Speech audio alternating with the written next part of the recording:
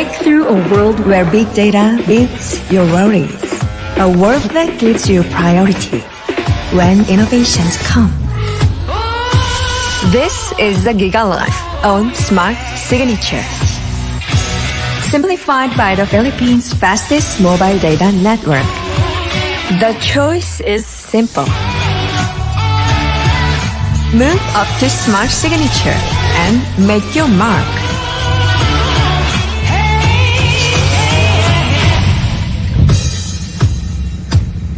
How do I know it's meant to be? Simple, smart, ako.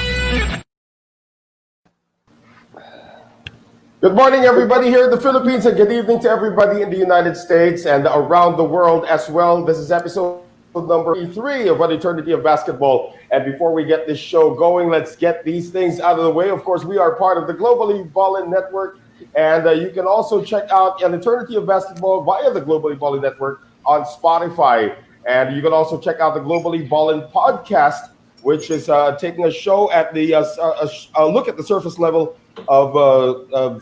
view of sports and opportunities around the world. So, An Eternity of Basketball on Spotify. You also have the Globally Ballin podcast, and Cassie Gormley, our good friend from the volleyball community, also has her own show. It's called Hang Time with Cassie G. So we have everything covered from An Eternity of Basketball to the Globally Ballin podcast to Hang Time with Cassie G. All a big part of the Globally Ballin network. And once again, we are honored on this show to have our very special guest. But before we do that, I'd like to introduce everybody. My name is Noel Zarate, along with Sid Ventura and attorney Charlie Cuna. And it is morning here in the Philippines, and over there in the U.S. And at the Pacific Coast, it is almost, I think it is past 6 p.m. over there. And we'd like to bring in our guest, of course, ladies and gentlemen, the very first Filipino-American to play in the NBA. But not only did he break grounds in that avenue, he is also a visionary. Heritage Night is one of the things that he made happen in the association. We just like to say mabuhay and welcome to An Eternity of Basketball, Raymond Townsend. Let's give Raymond Townsend. Thank you. Welcome. How are you doing? Noel, Sid, and Charlie. Yeah, Raymond, how are you doing right now in the midst of this pandemic? Oh, I'm doing well. Like anything else, great players. Coach Wooden used to say, whatever comes at you, you play above it. So kind of living above the situation and still making the best of it, and still serving children and doing basketball and staying busy, still training about 150 kids a week. So see a lot of people who still love the game. And fortunately, we're outdoors because all of our gyms are closed. So we found a really nice place outside, 2 beautiful sport courts with glass backboards.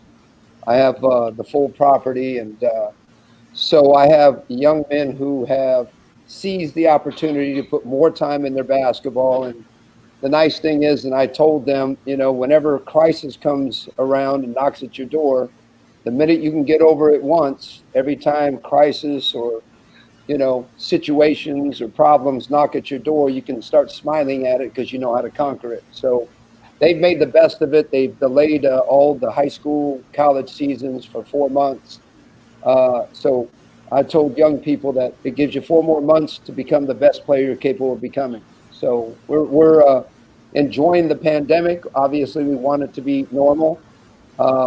But it's given, I think God has given us a chance to get back to family and some of those values that I think in a world where we're, trying to make ends meet with two parents working and things of that nature, we've come back to family. And the greatest thing about the Filipino heritage and the Filipino heart, we're all about familia. And, so for us, it wasn't a big change because family's always been a priority for the Philippine people. Right. That's right. Correct. Well, it's a good thing you guys are safe and making the most out of this pandemic. Raymond, we have a long journey that we're going to be talking about here today. There's a lot of years. There's a lot of years to go on with this long journey. So I understand. I'm a Manong now. There's a long journey. That's okay. But we could take a little longer than the usual with this episode. But I just want to go back to how it all started with you. Of course, your mother is from Balayan, Batangas, and you were born in San Jose. When did you discover the sport of basketball, and when did you start picking it up and saying that you could actually be good at this sport?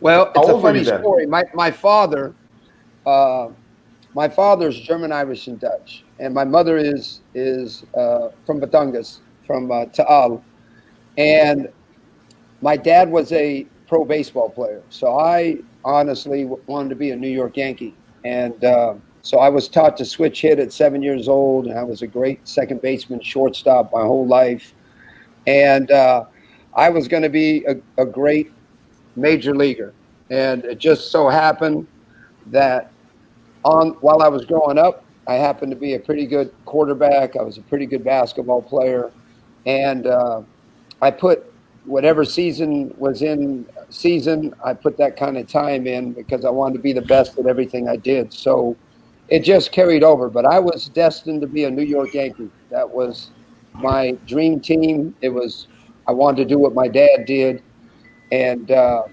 basketball just happened to be something I became great at.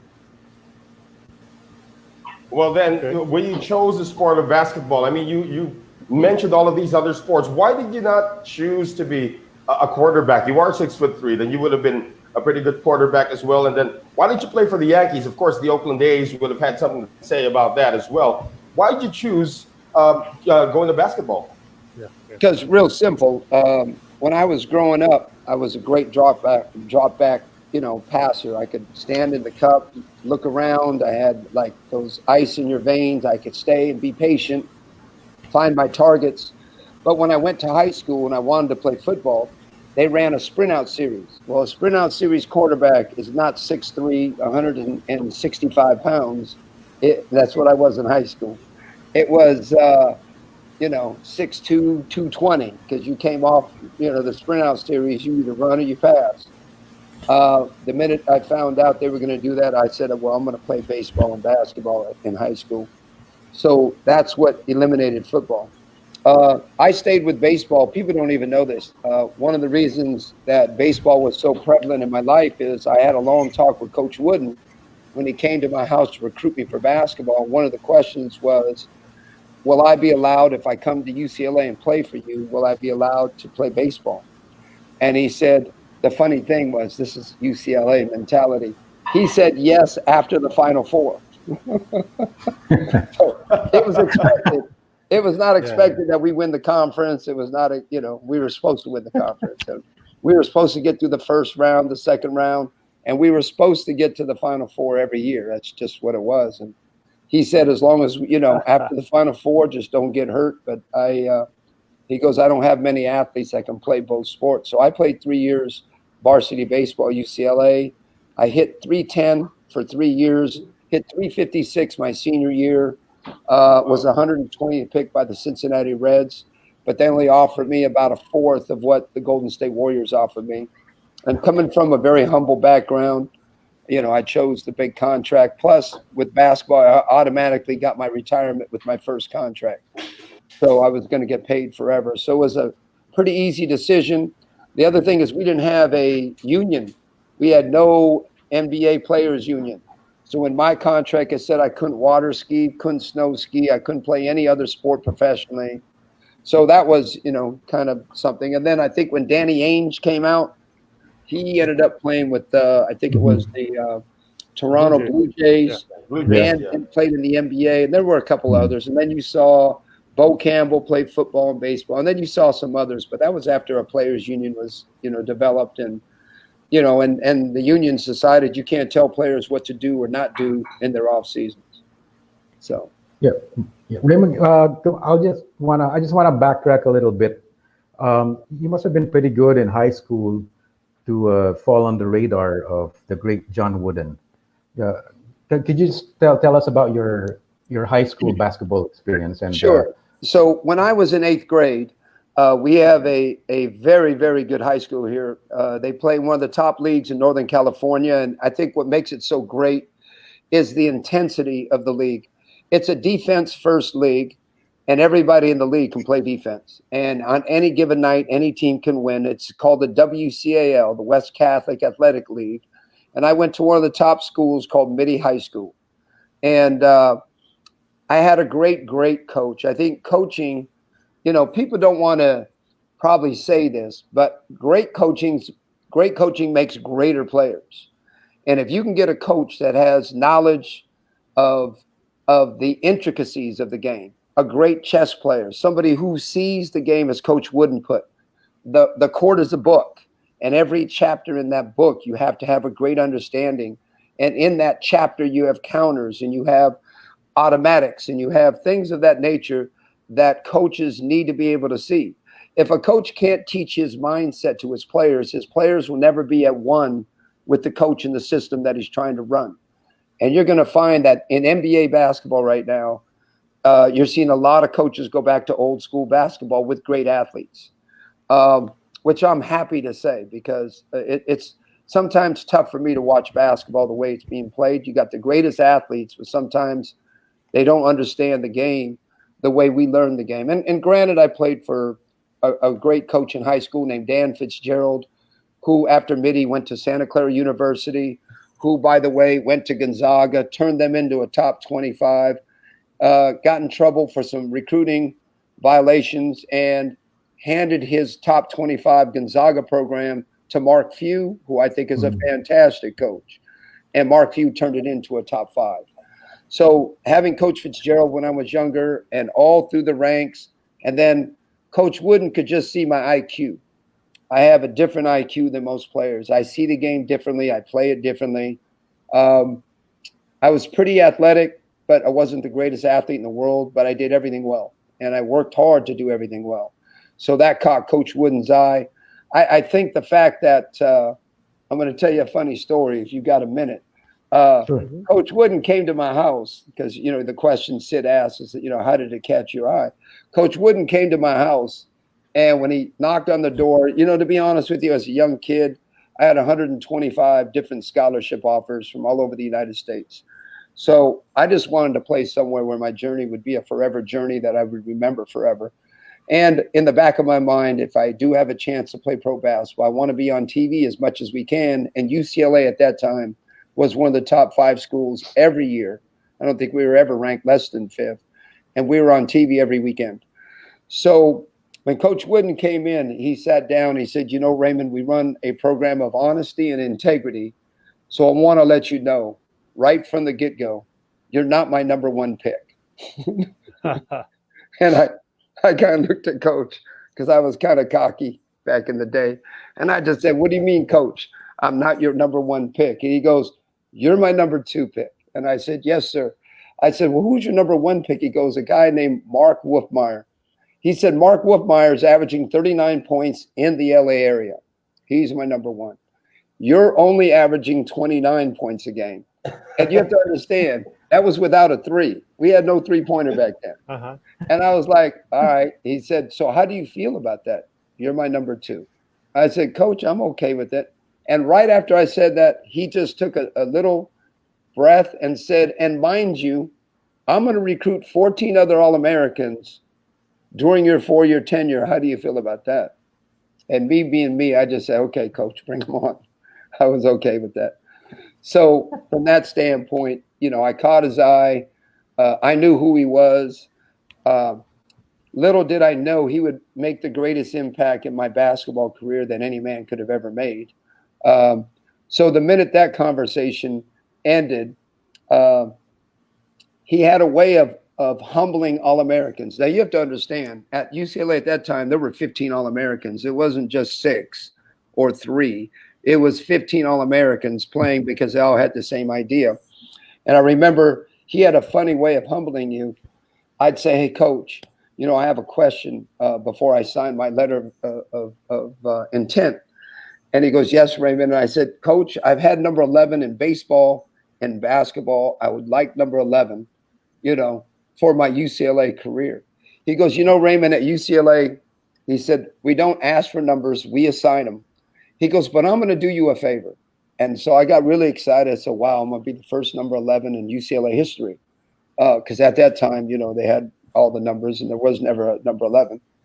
And he goes, I'm going to do you a favor. So I got really excited. He goes, you could have number 22 because Tommy Curtis is graduating. He's number 22, and that's 2 11s. So after that, I kind of got humbled and never asked for another thing. And then he came back and he goes, I got one question for you. I said, yes, sir. I used to have these wristbands, and I used to sew 2 wristbands together on a right guard can. And so my wristbands were a good 4-5 inches up my arm. And he goes, can I ask you, what do those serve? Do they have a purpose? I said, yes, sir. I said, I sweat a lot, so to keep it off my brow. I said, I like having the security, and if I hit somebody, I'm protecting my wrists if I go up because I'm going to try to draw a foul. I said, it has multi-purposes. He goes, okay, then you could use them. So he was, with all Americans, it didn't matter. And I remember our first meeting with Coach Wooden. We're all sitting there, and here's all these veterans and everybody else. And he goes, okay. And he threw us our blue and gold, white with blue and gold striped socks. He goes, the first thing we're going to do, take your shoe off. So everybody took their shoe off. And I was kind of looking at Marcus Johnson, who took me under his wing. And I looked at Marcus. He went, take your shoe off. So I took my shoe off. So Coach had us pull up our socks. And he goes, all right, first of all, you got to know UCLA. Get up on your toe. While you're sitting down, just lift your toe up. See where the calf muscle rounds. That's where your socks go. He goes, that's where they go. That's where you wear them. That's where everybody wears them. And then, me being curious, I said, he said, yes, Raymond. And I said, well, Coach, what if you dive on the floor? I'd like to, when I loose ball, I'm going on the floor. My socks are going to fall down. He goes, that's okay. He goes, next dead ball, you pull them back up. I said, okay. Is there a consequence? He goes, my expectation. And that's who he was. Coach Wooden had an expectation to do things right. He had an expectation to run the offense correct, to execute it correctly, to take good shots, to play defense. He had expectations that all of his players understood, and you played to his expectation, which was greatness. So, all in all, it was all part of the journey. Okay. Raymond, growing up, when you were still a kid, how Filipino was your family? I mean, how much of an influence was your mom to you and your brother and the other people in your family?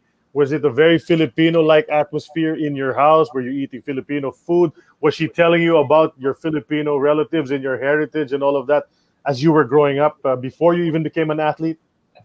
Yes, we had Frank Perez and Letty Perez, who kept us informed of our Filipino heritage. My mom, obviously, we ate the lumpia, the pancit, the dinuguan. We ate all of that. And so we always had that. We always had the maruya for Christmas. I mean, we kept a lot of those traditions. It was the biggest Filipino tradition that we had was about family, the heart of family. My mom was all about keeping, Filipino mothers. I mean, we all have them. Yeah. It was all about keeping us strong together, that nothing's bigger than family, that we fight together, we live together, we die together. It was ride or die with your family. And that's who my mom was. And then the other side of my mom was serving everybody you can. My mom would have given her shirt off her back to serve anybody in need. And, little did we know these things until my mom passed about 16 years ago. And we found this black book of all the people she helped. And we didn't realize the first thing it said, one of the greatest things you could ever do is to help someone who will never be able to repay you back. And it was a list. And I'm talking about there were hundreds of people that she helped. And we didn't know where she got this money because we didn't have money. So she was, she used to work 3 jobs and do things, and she's helped a lot. And we found out how many people that my mom serviced and helped who were in need. And so we learned about servicing society and community and helping with the Filipino heart. So from that standpoint, our Filipino culture is what has driven the service. And all my brothers and sisters were all in, what I call the service industry. My brother's the first associate head coach over at Kansas University, has been serving young men his whole life. My sister is a director at an optometrist, and she serves people. My other sister runs group homes for ward of the court children who don't have parents. My younger sister is a general manager who services the public at a Safeway. I personally, since 1990, we've serviced over 23,000 families in basketball and about 10,000 families in special needs. So Coach Wooden spoke all about, the importance is serving other people. And my mom brought that to our family. And so everybody in our family, we've been serving people for a long time. Mm-hmm. It's just interesting. I was just looking up at your part of your family history that in 1976, a Sports Illustrated issue featured your dad, Ray Sr., and its Faces in the Crowd section. And he was recognized as the oldest junior college basketball player in history. This piqued my interest. At the age of 39, he was the second man off the bench. This is something that I guess we need a little bit of a story from you on. My father called me when I was at UCLA. My brother at that time was playing for Bud Presley, one of the greatest defensive coaches at Menlo College. And my brother just got signed to go to Western Kentucky and play for Gene Cady, who you remember Gene Cady, who went to Western Kentucky to Purdue, one of the great basketball minds. And my dad got us on a conference call, and he just said, "Hey, I just want to let my sons know that I'm playing with you guys." My brother and I kind of looked at each other and we kind of said, "What?" He said, Dad said, "Hey, I'm playing. I ran into my buddy. He's my PE teacher. He went back to school after baseball to get his finalize his career so he can get into more coaching." And he goes, "I ran into him and I was just shooting around." And the guy goes, "Hey, Ray, I need a shooter off the bench." So my dad goes, "Really?" And, my dad, he was probably kidding. And my dad probably didn't know he was kidding. So my dad decided he was going to take him up. My dad made the team. Hey, he smelled like Bengay whenever we saw him. He reeked of Bengay. But he was so proud. And my brother and I, whenever we could get off, my brother and I would go to a game. And he came off the bench, averaged about 6-7 points a game. And always had either his leg was wrapped with an ace bandage or he was always like that. Every time I see you, you're limping. What's going on? He goes, "Raymond, you know how old I am?" I said, I got it, Dad. I said, Dad, do you ever think your coach might have been kidding when he asked you that? He goes, "Man, I'm having the time of my life." I said, "Well, enjoy it." So, yeah, that was a big part of his life. I lost my dad last November. Probably losing my mom 16 years ago was probably the most devastating thing that's ever happened in my life. And then losing my dad for the, complete loss of when you lose your mother and your father, who have both made such a great impact in your life. It's a tough thing. So I know they're happy together. I know one day, God's going to allow me to give them a hug again in his kingdom. So very grateful. And speaking of that, I just want to make sure that I give glory to God for this opportunity to make sure people understand that my career, my journey, as we get into it, they're going to see so many things that God has allowed me to overcome to become the first Filipino ever to play in the NBA. And I should say Filipino-American, because I know there's sticklers about being natural born Filipinos and Filipinos. But, for me, I've always been proud of my Kababayan heritage, and I've spoken about it, ever since I was young. And I just want to make sure he gets the glory, because without him, I wouldn't have anything. I would have nothing. So I want to make sure we get that out and make sure people understand how important he is in my life. Amen to that. Amen. You know what? I wanted to ask earlier when you were talking about the number 11, why you are so enamored with the number 11. Was it significant to you growing up? Well, there used to be. No, it was just number one. It had 2 ones. So, hey, you couldn't have a number 1 back in the day. So I kept number 11 all my life, except for my UCLA career, because at Golden State I had 11. I had 11 at Portland. I had 11 at Indiana. So, And I didn't change numbers until I went to Europe.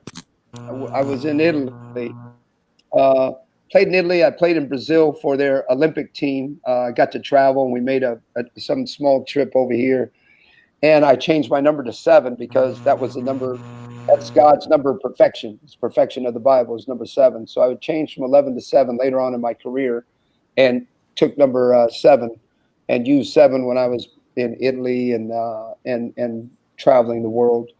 But it's always been number 11. I don't know why. Probably because I could play all 3 sports and keep the same number. 11's a quarterback number. 11 is you could wear it at shortstop, second base, and you can wear it in basketball. So I think it was, for the time being, it was a number that I could wear at all 3 sports and be okay with. Mm-hmm. Okay. Growing up, who were your influences as far as basketball is concerned, Raymond? When you were growing up, you were there in San Jose, California area. Obviously, perhaps you were a Warriors fan already back then. I don't know which other teams you were watching. Who were the guys that you looked up to and were excited to watch whenever they'd be on television? I tried to emulate my game after Pete Maravich.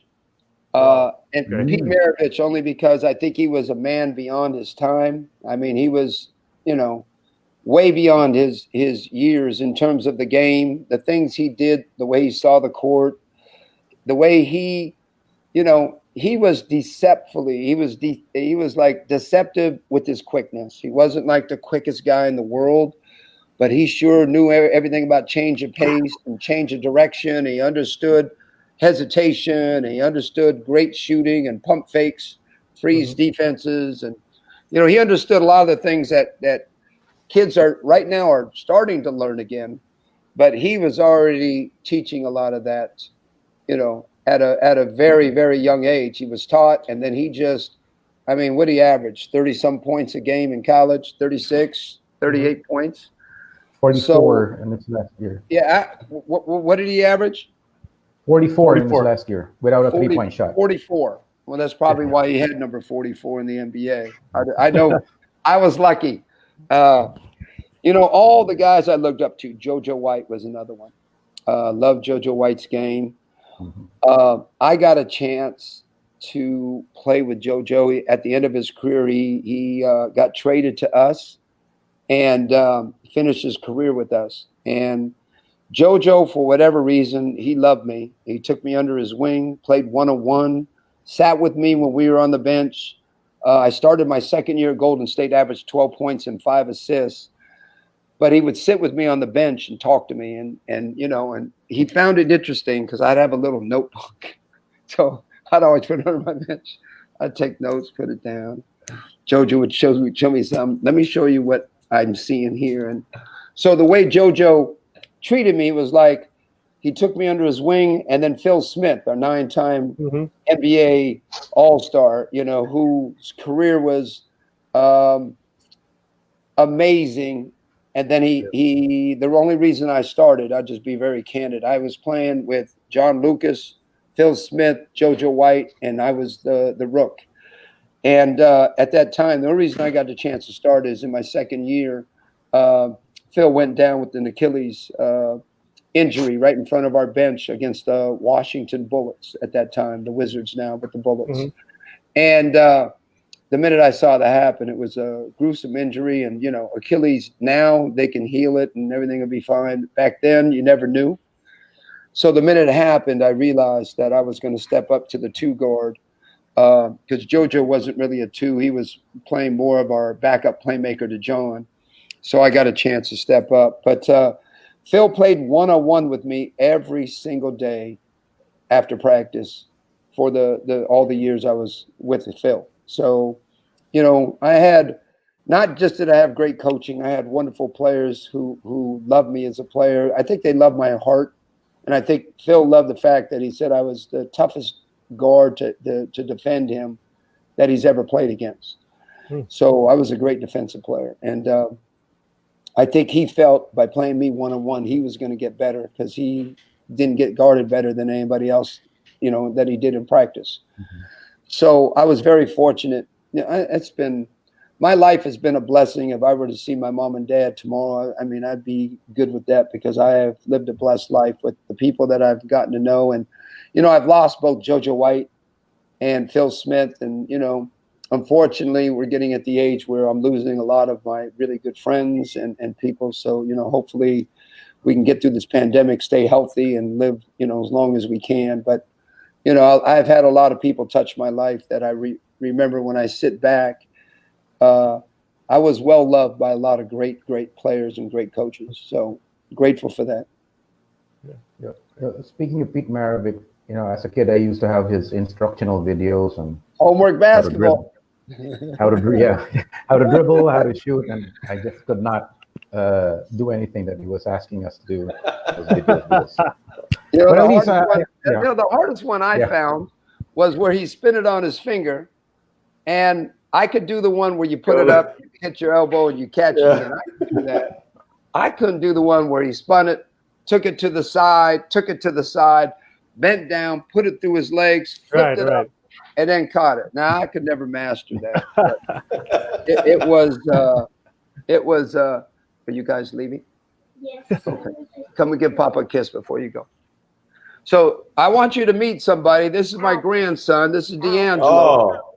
Hey, happy birthday. You see the guy who had a birthday yesterday? He just had his 10th birthday. Now, let me tell you, he's a southpaw, but this is going to be a shooter. This is going to be the generational shooter that you're going to see one day. He got 3 range. He just turned 10, can hit a 3 very easy. I don't know if that's a blessing to thank Steph Curry or not, but they all see him shoot it, so they shoot it.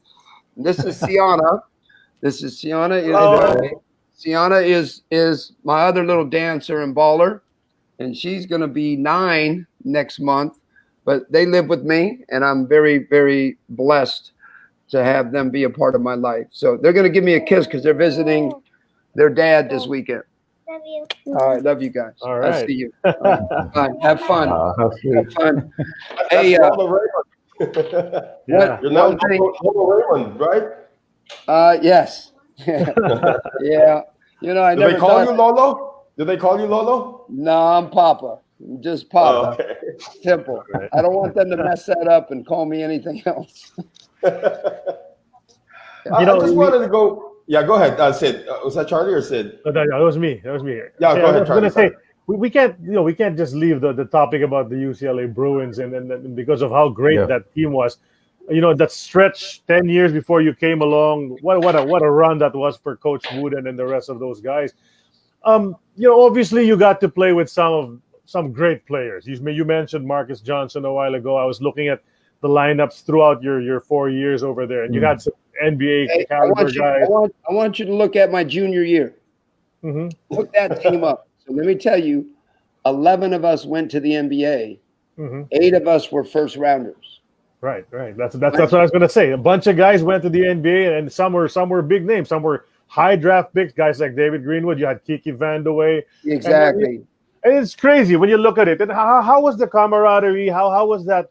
Is it still going on until now? I know the Chapel Hill guys see each other often. I know the Dukies see each other often. How is it with UCLA? Did you get to meet Kareem and Walton and all these guys who came before you? So that's a great question. So UCLA is like a family. Forever family. Marcus is one of my best friends. Stay in touch with him all the time. Bill Walton recruited me. Okay. He recruited me when I flew into LA. That was the first guy I saw before I saw Coach Wooden. It would have been my second meeting with Coach Wooden, but after he left my home. But Bill was waiting for me, and it was kind of a funny story. Bill was in overalls. He was growing a beard. He had an orange. I remember this. He was barefoot, and when I walked in and met him, he goes, "Hey, Bill Walton, I'm showing you around." And I said, "Okay." So that's how we became friends. To this day, Bill and I are great friends. Kareem, Lucius Allen, we can go down the list. Mm-hmm. They had a dinner right before Coach Wooden passed, and they had 10 tables. And on every table, if you were still, alive, was every one of his NCAA championship teams. And I remember Coach Wooden would always he had great relationships. But obviously, he started with Kareem and he started with Bill, and he tells some funny story or something about them. And I remember I said, "Oh man, I don't know what he's going to talk to me about." But but I tell you, the greatest thing I remember was every player stood up. They put their hands behind their back in such esteem and honor for Coach Wooden.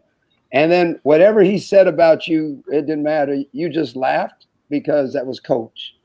And I remember when he can't call my name, I was like, oh, I wonder if he's going to tell the fact that he used to eat my prunes because I would never eat prunes.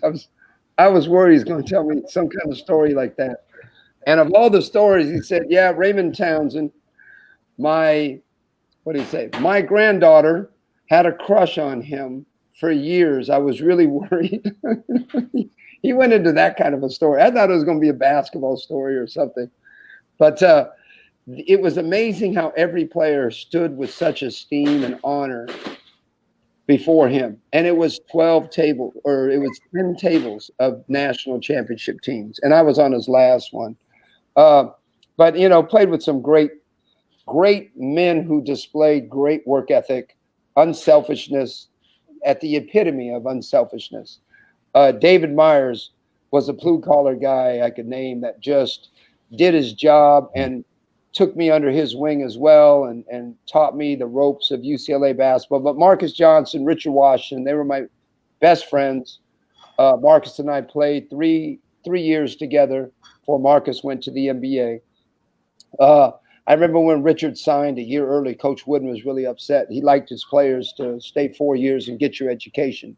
Mm-hmm. There was no such thing as, signing early to the NBA when Coach Wooden was around. So, from that standpoint, but, that 1 year, 11 players, our practices were so competitive. And, everybody, you couldn't have a day off. If you got injured, somebody else had your job. I always tell my players, I tell them an interesting story. So my sophomore year, I worked my butt off in the off season because I saw it as an opportunity to start. Both our guards left. At that time, it was Pete Turgovich, Andre McCarter, and I saw a really great opportunity to take one of the jobs. So I worked really hard in the off season, and then it was the year Coach Wooden decided to leave. And Coach Bartow came in from, I think he was at Memphis at that time. And Coach Wooden was a balanced offensive system. Everybody involved, everybody shooting. Coach Bartow was a power. His was a power offense. It was guards were going to get the ball inside. And if they dump it back to you, if it's not a good shot, you're dumping it right back in. So it was a big change. And then he saw me as a point combo, where Coach Wooden saw me as a shooting guard. And back then we had two really great guards from LA, and I didn't realize, but they were promised jobs. And, and both of them were very cocky, very good players. Don't get me wrong. It was Brad Holland and Roy Hamilton. Mm-hmm. And I remember, they were talking, and, as young kids get, you get cocky and you talk too much. And they mentioned that they were going to start because that was the reason they signed at UCLA. And then the Wooden players got together and we kind of said, it's kind of strange. Why would he, not give the Wooden players? We developed the tradition. Why wouldn't Coach Bartow give us an opportunity to continue the tradition and let those guys earn it didn't work like that. So we started Roy and Brad. And I remember calling my dad and my mom, and I told them, I said, hey, I'm really upset. I'm a little bit upset and frustrated at the way this is all coming down. 2 freshmen are being offered jobs and they never deserve it. And my mama said, there's always an inner story to everything that happens to us. It's happening because it's going to build a bigger thing. I said, Mom, this is making me angry. I just want to punch them in their face. That's what I said. And my dad was, go get your job. I said, what do you mean? He says, go get your job. Every day in practice, you make their life miserable. He goes, you play more physical. You're more physical than both of them. He goes, now, the ones that want their job are going to fight you. And the ones that don't want the job, they're going to let you have their job. So I went back and, 3 fist fights later, Coach Bartow brought me in the office, and he goes, well, Raymond, he had this Southern tone. Well, Raymond, we just don't do those things here at UCLA. And I said, I got it, Coach. I said, Coach, nobody trying to hurt nobody. But I said, since we're being honest with each other, I said, Coach, you gave my job to 2 freshmen who haven't earned it. So, Coach, I'm going to fight I won't get no more fist fights, but I'm going to fight for my job every day. I'm going to play physical. I'm going to dive on loose balls. Hey, I'm going to do whatever I have to get the job. And I told my dad I'm going to give it like 10 games, and then I'm going to finish the year. And if I don't get it in 10 games, because I was playing I played exceptional basketball. I was shooting over 50%. I came off the bench. As a 6th, 7th man, I was doing great things. And the freshmen were making freshman mistakes. They weren't playing very well. And finally, it was who was the other starter? I think it was me and Jim Spillane. It was somebody on the other end. But Coach Bartow came up and he goes, Raymond, you're our best defensive player. We play Notre Dame national TV. I've given the freshmen 9 games. They haven't played, to the expectation I expected. So I'm going to give you your opportunity. You're starting on national TV. You get to guard Adrian Dantley. Mm-hmm. Oh, wow. He's averaging 20.6 points a game. So he goes, you know what? He's only 6'3", 6'4". He's bigger than you, but we think with you getting in him, we're going to do something. That was my first start as a sophomore. I had 17 points, held Adrian to about 22. We won. I got Schick player of the game, and that was the start of my career. But little did I know till Marcus, Coach Larry Farmer, some of these big names. We had a reunion, and they came up. And Marcus goes, hey, do you remember that game against Notre Dame that you just went off and you got the player of the game and everything and we won? And I said, yeah. He goes, do you ever remember what happened in the locker room? I said, no. He said, you walk up to Brad Holland and you put your finger right in his face and you said, as long as I'm living at UCLA, you will never play before me in the next 3 years I'm here. I said, that wasn't me. I don't do things like that. And, Coach Farmer told me, yeah, you do. He said, you did do that. And, when I tell kids, because I get a lot of kids talk to me about politics, that was politics. And I tell these stories because I tell my players what such a great player Brad Holland was, not to build myself up, to let them know. So I told them that guy never played never started before me the next 3 years. When I left, he started for the first time his senior year. He was going to leave, a number of times during the year. Coach Jim Herrick had to talk him into staying. And I have great respect for Brad Holland. This is no disrespect. But when I talk to young people about wanting something and the desire to fight for something, if I didn't fight for that job, I wouldn't have the career I have today. I wouldn't have been the first Filipino in the NBA.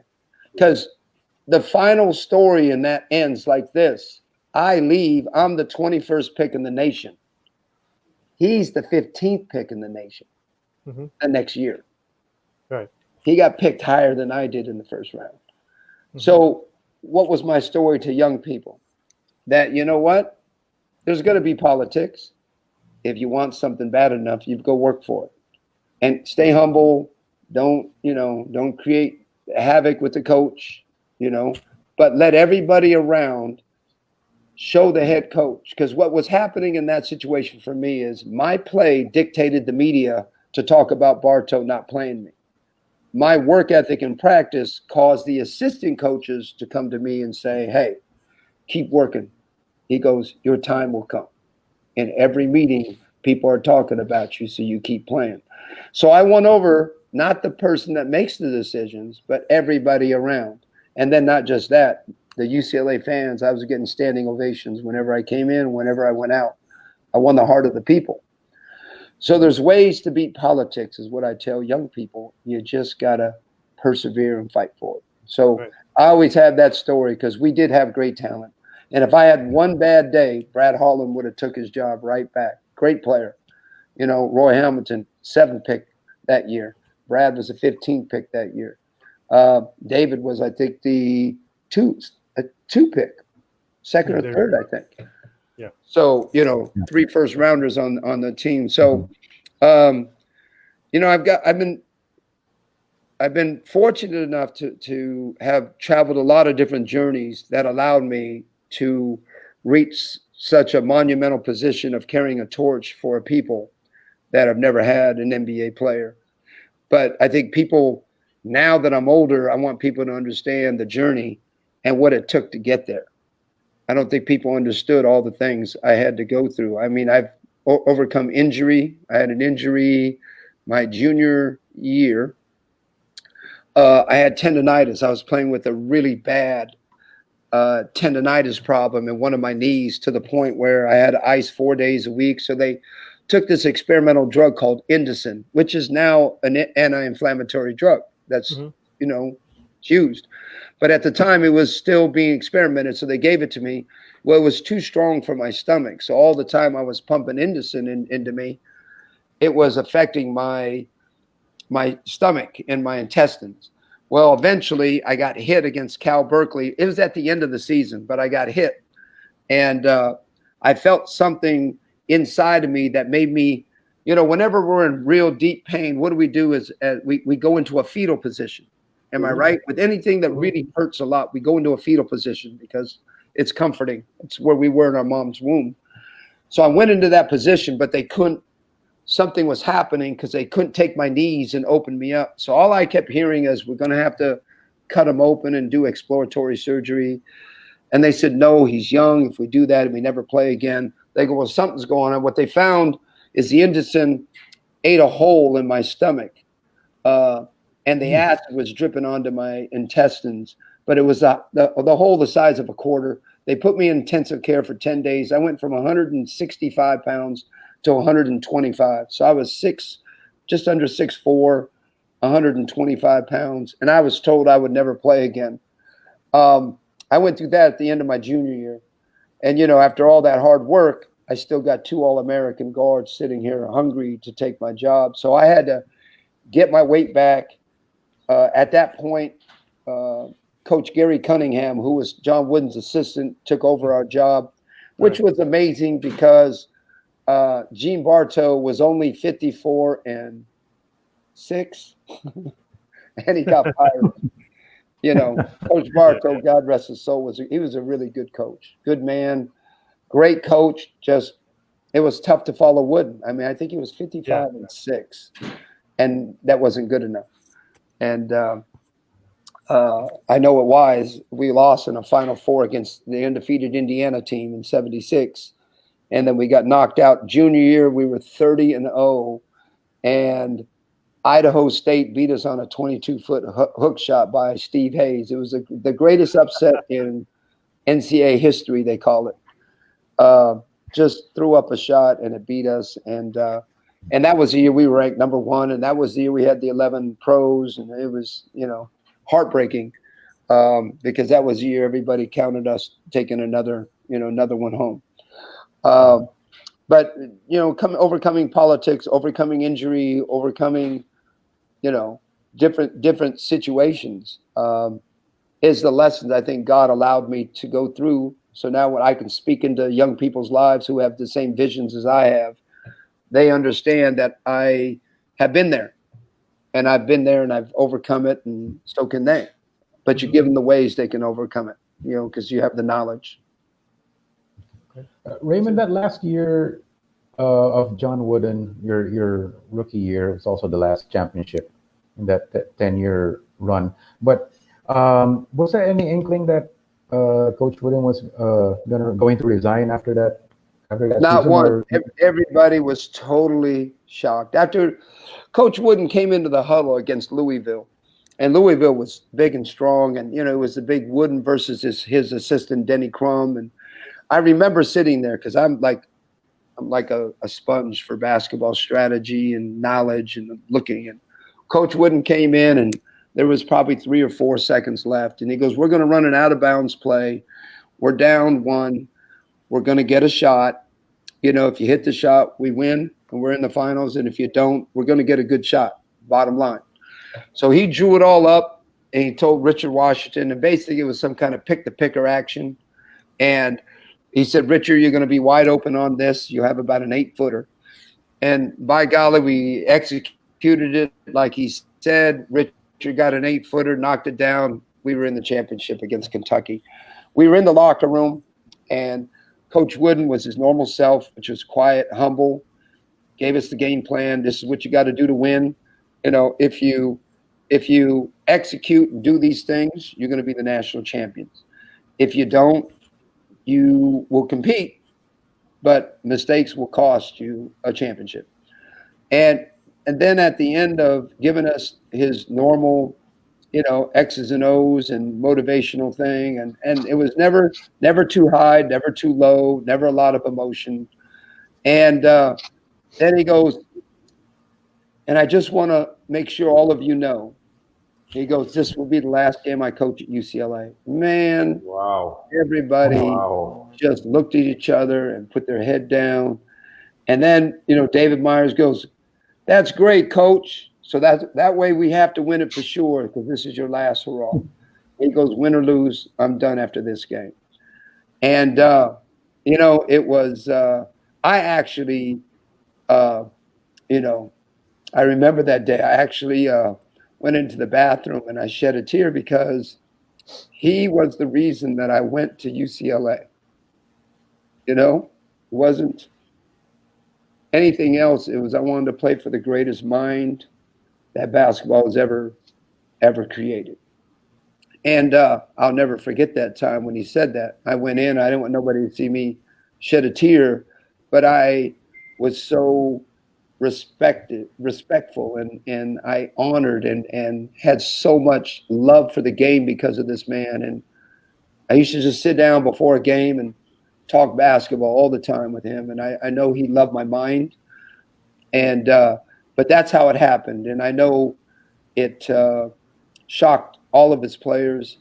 And you know, it was a quiet moment. You could hear a pin drop. Mm-hmm. Wow. Yeah. Wow. Yeah, that's a great story. Never heard that one before. Mm-hmm. Well, you know, we're going to take a short break right now. I mean, we've been getting so many great stories from Raymond Townsend, and when we return, we're going to take a look at some pictures, Raymond, of your journey in the NBA as well. But I know there's a lot of stuff that we want to talk about, especially how you came up with Heritage Night. We're going to talk more about that when we return. Stay with us right here on An Eternity of Basketball.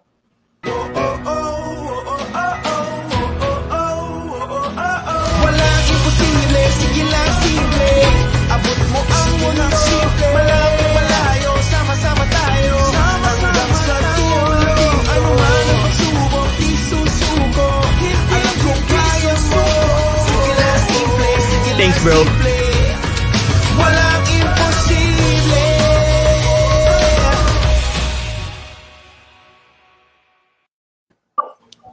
And we continue with An Eternity of Basketball. Just a reminder to everybody that we are also on Spotify and on Anchor. Most of our episodes are already up, so you can take us on the go and keep us on the background whenever and wherever right now. An Eternity of Basketball, the podcast is now on Spotify and on Anchor. And of course, we are part of the Globally Ballin Network, and we also have the Globally Ballin Podcast, the show where we take a surface level view of sports and opportunities around the world. And make sure you check that out as well. Cassie Gormley also has a show called Halftime with Cassie G.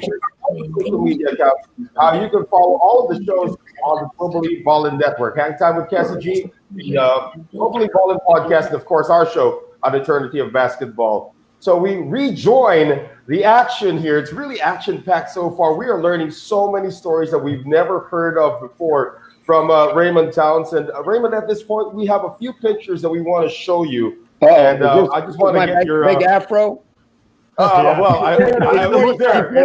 Before you show those pictures, I want to let you know.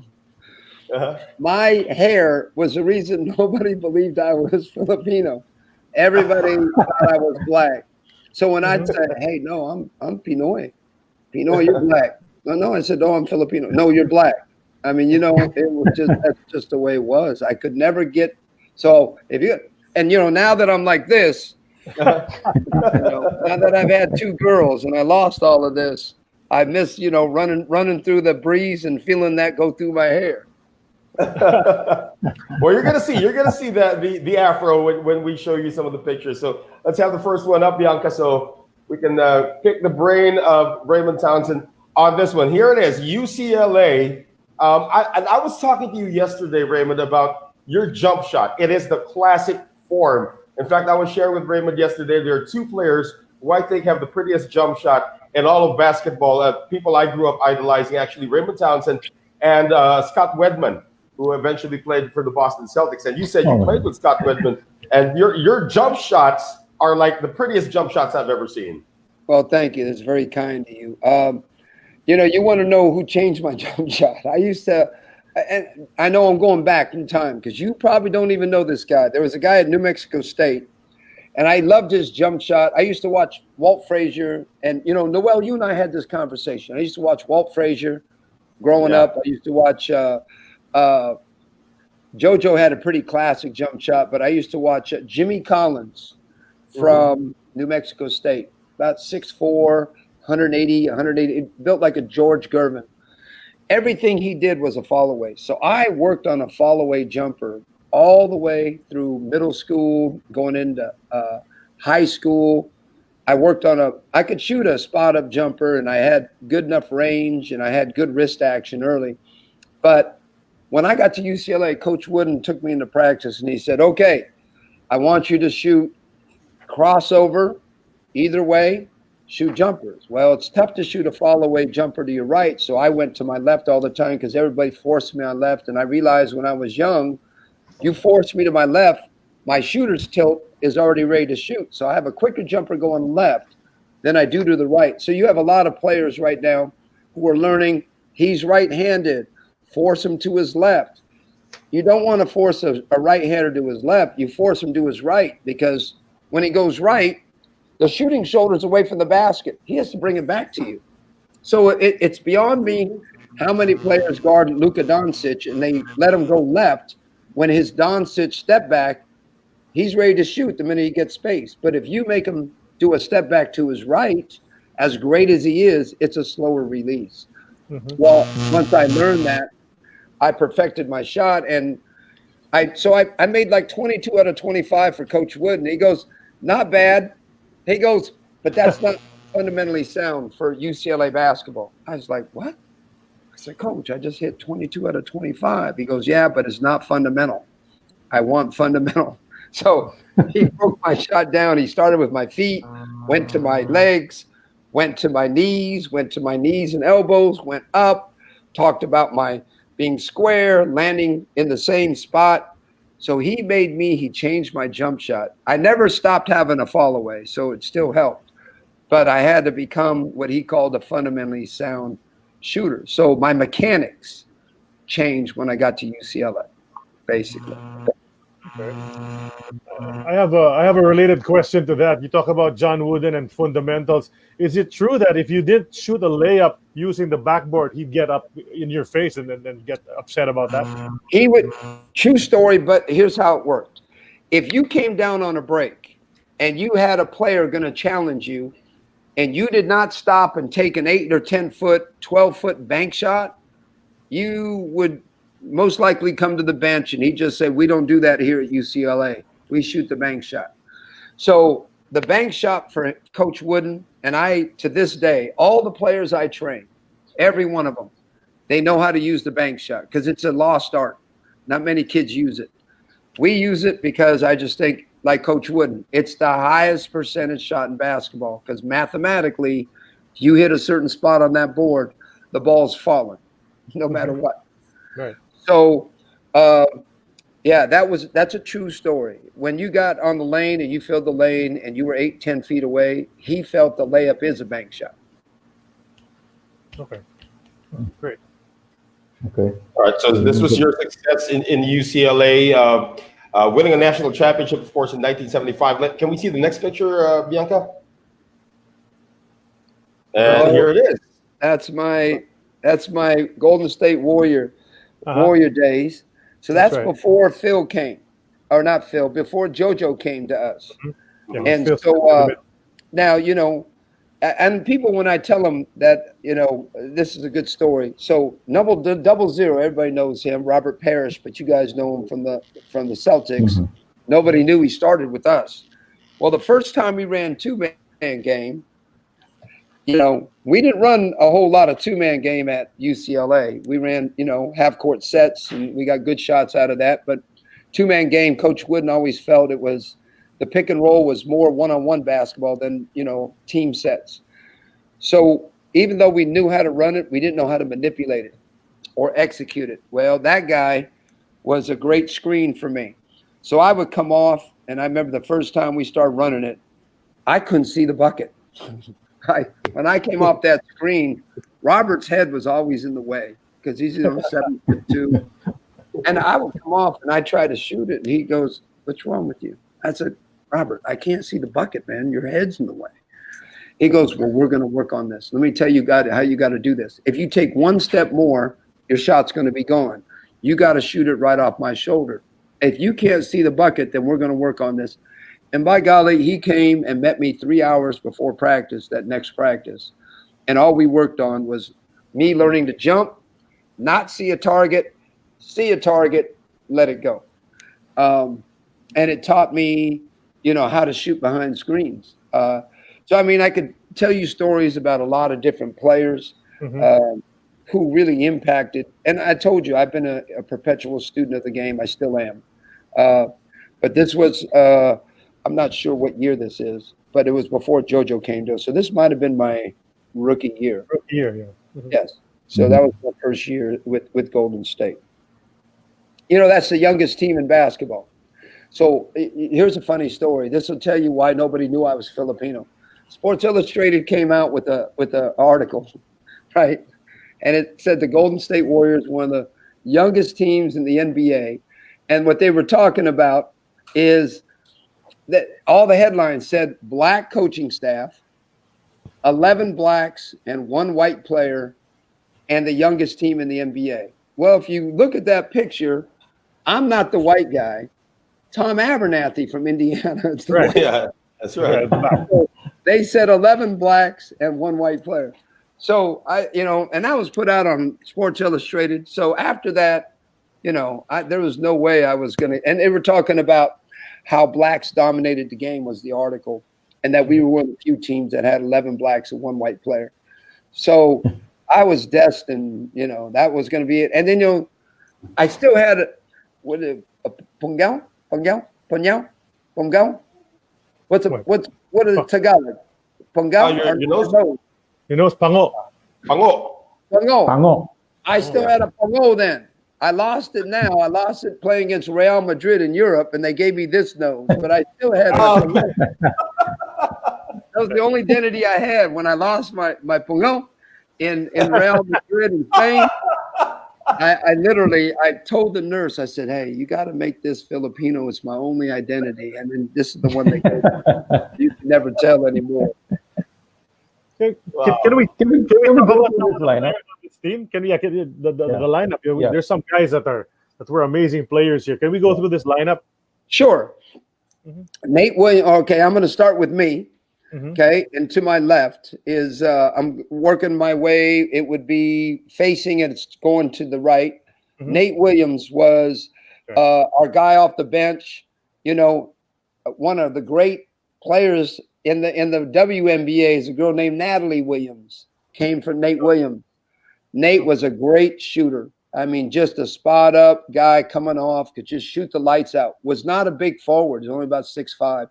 Phil Smith, we talked about him, one of the greatest underrated athletes, in the NBA, 9-time NBA All-Star. Told you, like a brother.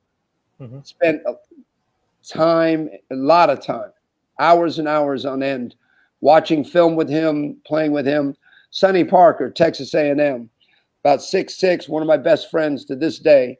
Could run the floor. Had good mid-range, didn't shoot the 3 often, but could run the floor and get out on the break and hit mid-range, smart player, very quick, good defender. John Lucas, the epitome of a playmaker. Right. Didn't try to, run anything. I think he was a 3 or 4-time All-Star. Mhm. We got him from Houston. Right.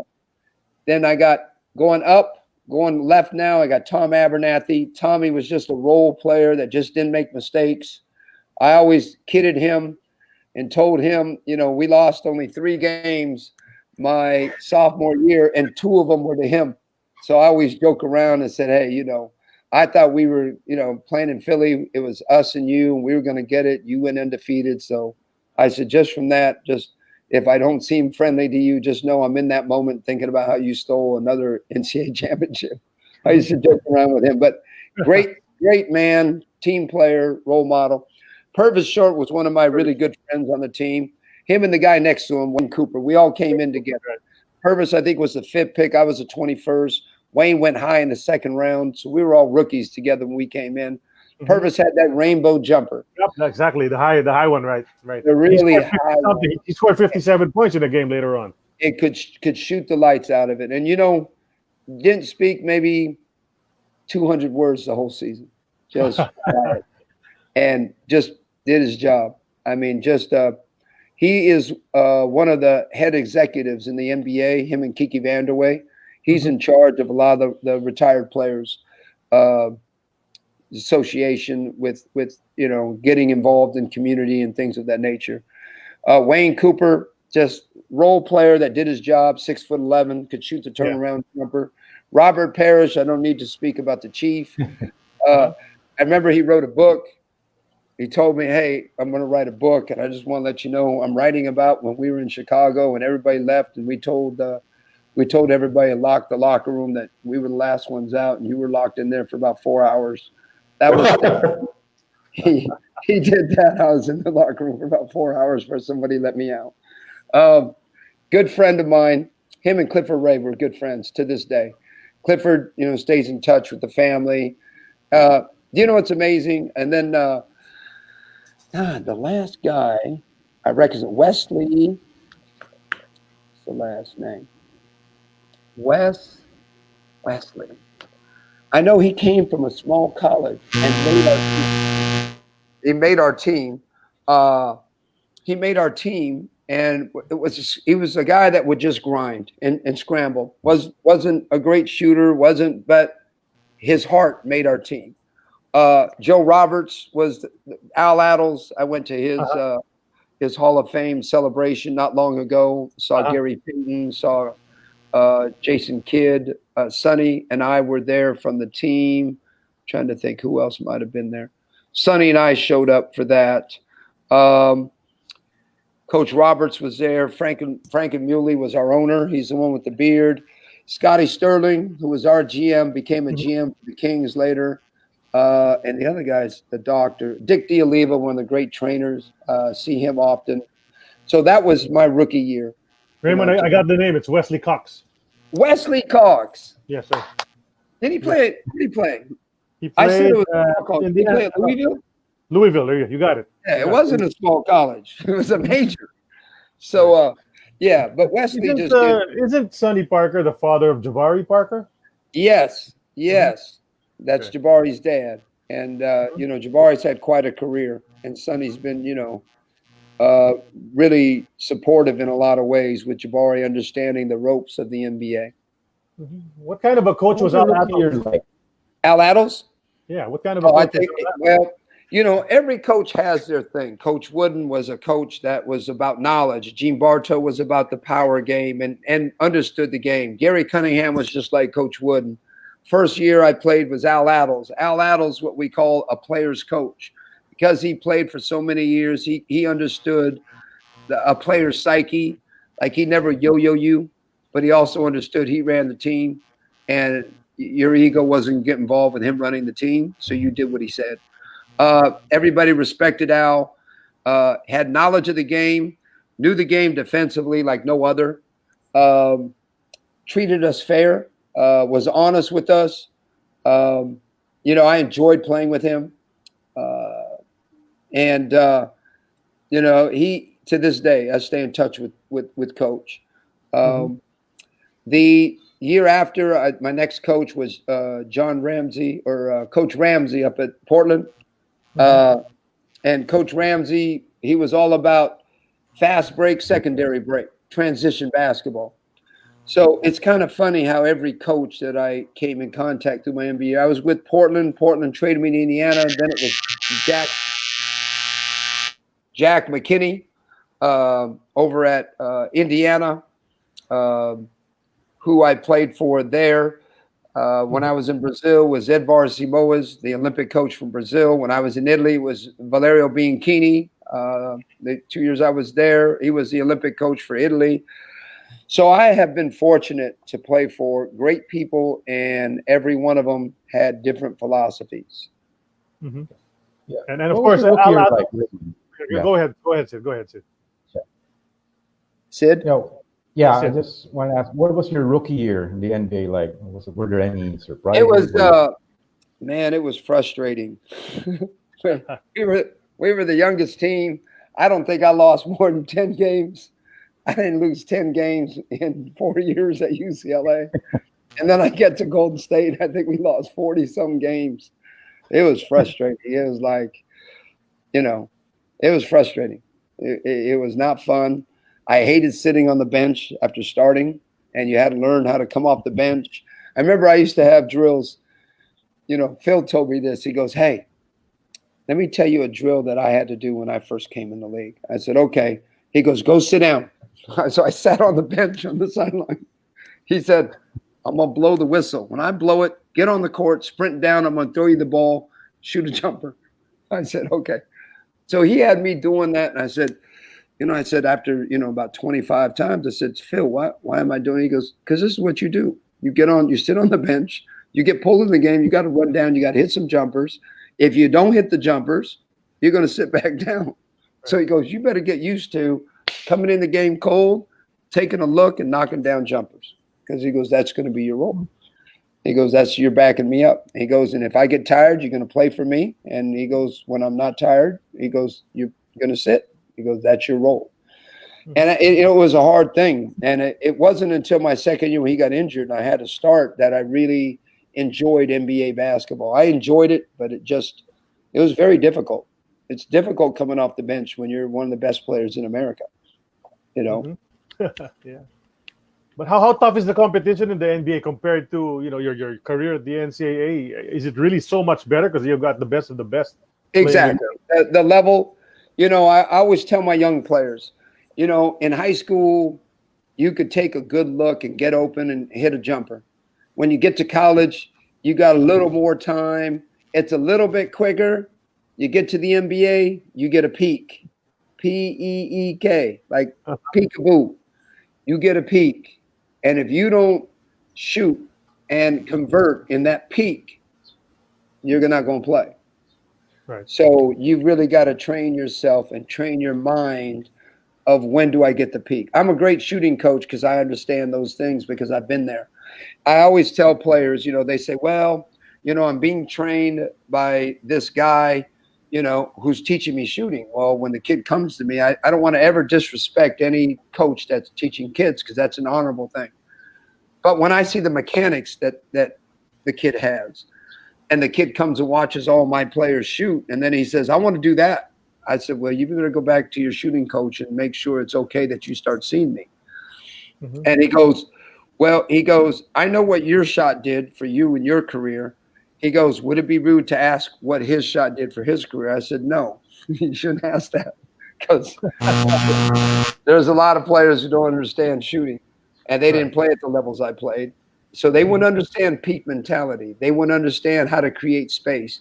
They wouldn't understand how to set things up. They wouldn't understand how to counter when somebody stops you. You don't understand those things till you play at that level and you understand the quickness involved. Then you can speak to it. You can't read about that. You can't read about that and teach somebody out of red knowledge. You've got to have some kind of, so I think, and I know there's a big discussion and we'll all agree, some NBA players are horrible coaches, but there are some players who are great coaches because of their experience. Mm-hmm. So, you take a guy like Steve Kerr. Steve Kerr understood his role and did it to a T. Mm-hmm. Great coach, great strategist, can take a lot of egos, put them together on the court and handle it.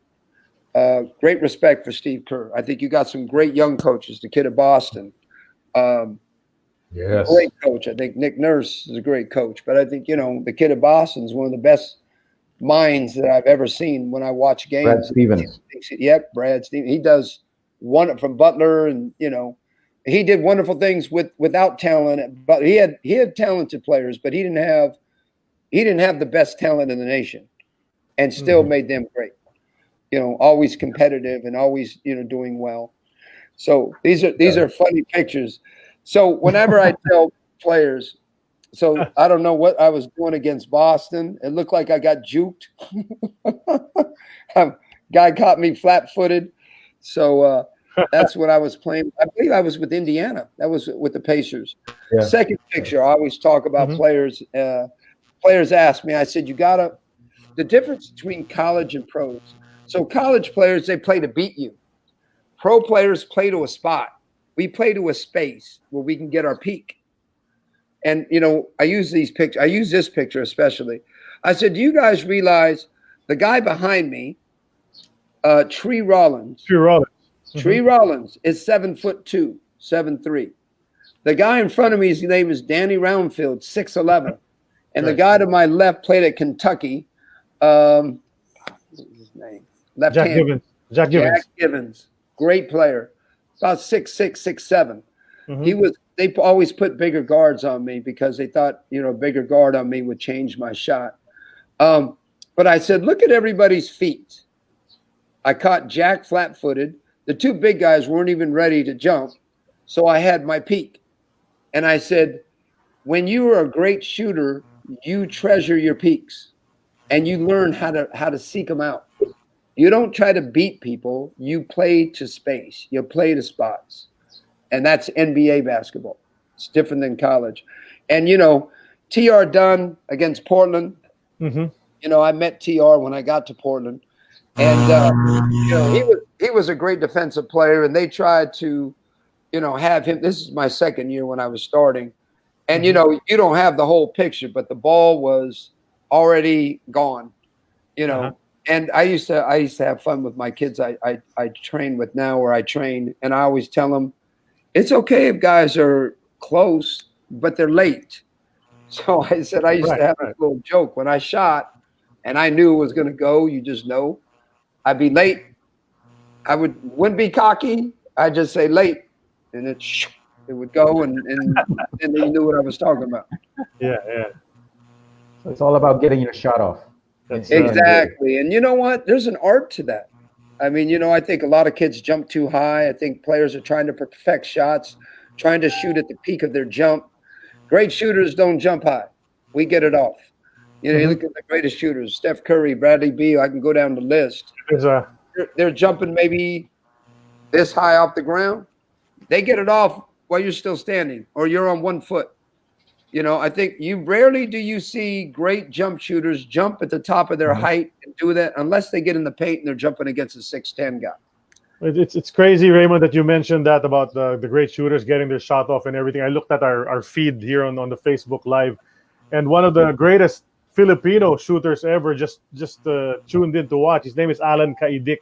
I don't know if you ever heard of him. But of course I know Alan. He's a lefty. One of the great shooters in the Philippines. I know exactly who he is. And he had such a mind. His game was all about, man, his IQ. I've seen him play a few times. He was all about, he could get you any way he wanted to because he knew how to.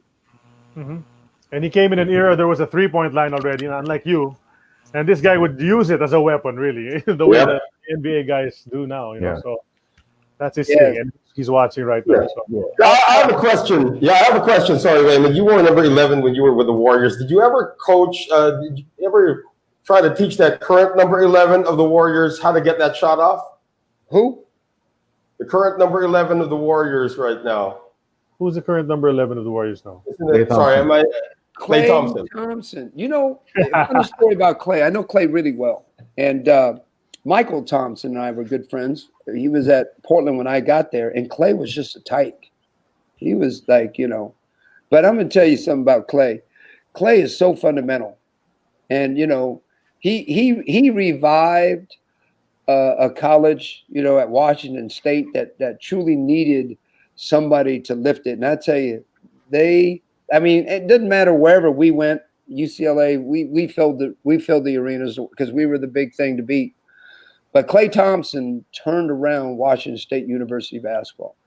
And when I watch him today, I always tell a lot of my players, watch this young man's footwork.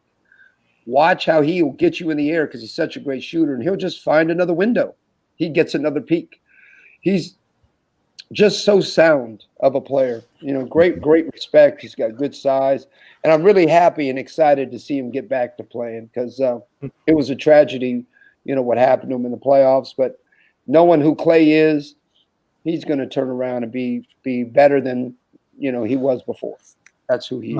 I was thinking maybe Klay wore the number 11 because of you, but I have no proof of that. I'd like to think that, no, I'm not that guy. No. All right. Yeah, you were talking about Steve Kerr earlier, Raymond. I just remembered I read a story about him, and he went through that similar drill that you did, coming off the bench and getting ready to shoot. And it was actually Chip Engeland who helped him run that drill. I think they would be talking in an empty gym, and then Chip would suddenly say, "Okay, get up! I'm going to throw you the ball." Things like that, because at that time, I think Steve was with the Spurs already, so he was working with Chip Engeland, their shooting coach, and he wasn't getting enough playing time, and he couldn't get into enough of a rhythm whenever Pop would send him in. So Chip ran that very same drill that you went through. So you were, I think you're sort of a pioneer when it comes to that. I'll tell you a story about Steve. So Steve Kerr was in high school and used to come in and rebound for me, and didn't really know this. And I didn't know until I saw Steve about 2 or 3 years ago. I was doing a Filipino Heritage Night event, and he came through and he gave me a big old hug. He goes, "Man, let me just tell you." He goes, "When I was growing up," he goes, "I rebounded for you at Poly." He says, "You were my idol." He said, "You had a stroke." He goes, "Your stroke was so pure." Wow. He goes, "I wanted to shoot like you." And he goes, "You were nails out, lights out," and gave me a big old hug. And you don't realize whose lives you're impacting during your journey. You just don't. And when he gave me that hug, it was genuine, and it made me feel good because this is somebody who had a great career that honored my work ethic. Mm-hmm. And and then I ran into Kevin Johnson. Remember KJ? I ran into Kevin Johnson at a Cal Berkeley game. I was doing Filipino Heritage Night at Cal Berkeley, and he happened to be there. And we sat together and we talked and shared a lot of stories. And one of the stories he sent is, he goes, "You know what? I want to tell you, you came to the park, this light-skinned, black dude with afro. Everybody was talking about who you were." He goes, and so we played up and down. He goes, "You just dominated everybody." He goes, "But after I asked if I could shoot with you," he goes, "you told me that the bank shot's the best shot ever, and that you should really learn how to use the board." He goes, "And this was a half moon backboard." He goes, "You went out and you started at 10 feet, then you went to 12, then you went to 15, 18. And the next thing you know, you were standing outside the 3. He goes, you must have hit 36 straight. And while you're doing that, you were talking to me about form and about repetition. He goes, and you know what? After that day at the park, I went home to my mom and dad and said, hey, I met a guy. I'm going to be just like him. I'm going to play in the NBA. And he gave me the secrets to get there. No idea. Wow. That Kevin Johnson was the same guy I'm sitting next to. And you're hearing these stories. And I was only in Sacramento for a day or two. I was visiting some family members, and I was there, and I was looking for a park to play at, and that's the park somebody gave me. But, you know, in your journey, you just never know how God's going to use you to lift somebody else up beyond their capabilities. Mm-hmm. You know, and I think that's the greatest part of our journey when we are successful and we finally get there. It's the people that you've impacted that you don't even know about that keeps your legacy moving on. Right. Amen. Mm-hmm. Well, we're going to show another photo here, Raymond. It's your story is inspiring all of us. Now, this was in 1979. Remember that when you got over? Yes, that was our played trip. four games in the PBA. Yeah, I believe this is Larry McNeil with you and your brother trying to double team him. That must have been a tough assignment right there. You know what? Really enjoyed that trip. It gave me a little bit of an understanding. I got to meet my family. We have family we have family in Quezon City. All right, it's Manawi Street. Banawe, where all the auto parts stores are. We live right across the street, and I got to meet my family in Banawe Street in Quezon City, and I got a chance to meet. At that time it was President Marcos and his wife Imelda. And, I got a chance to see Taal. I mean, so many things. But at that time, the NBA wouldn't let us travel as a team. So we just got Warriors, and right while we were there, they just traded Jamal Wilkes to the Lakers. But I had Jamal, I think I had Clifford. Clifford was here. I'm not sure if Sonny was with us. But anyway, I had a few of our Warrior teammates, and was a fun trip. And I learned a lot about the PBA. Got a chance to meet some great legends.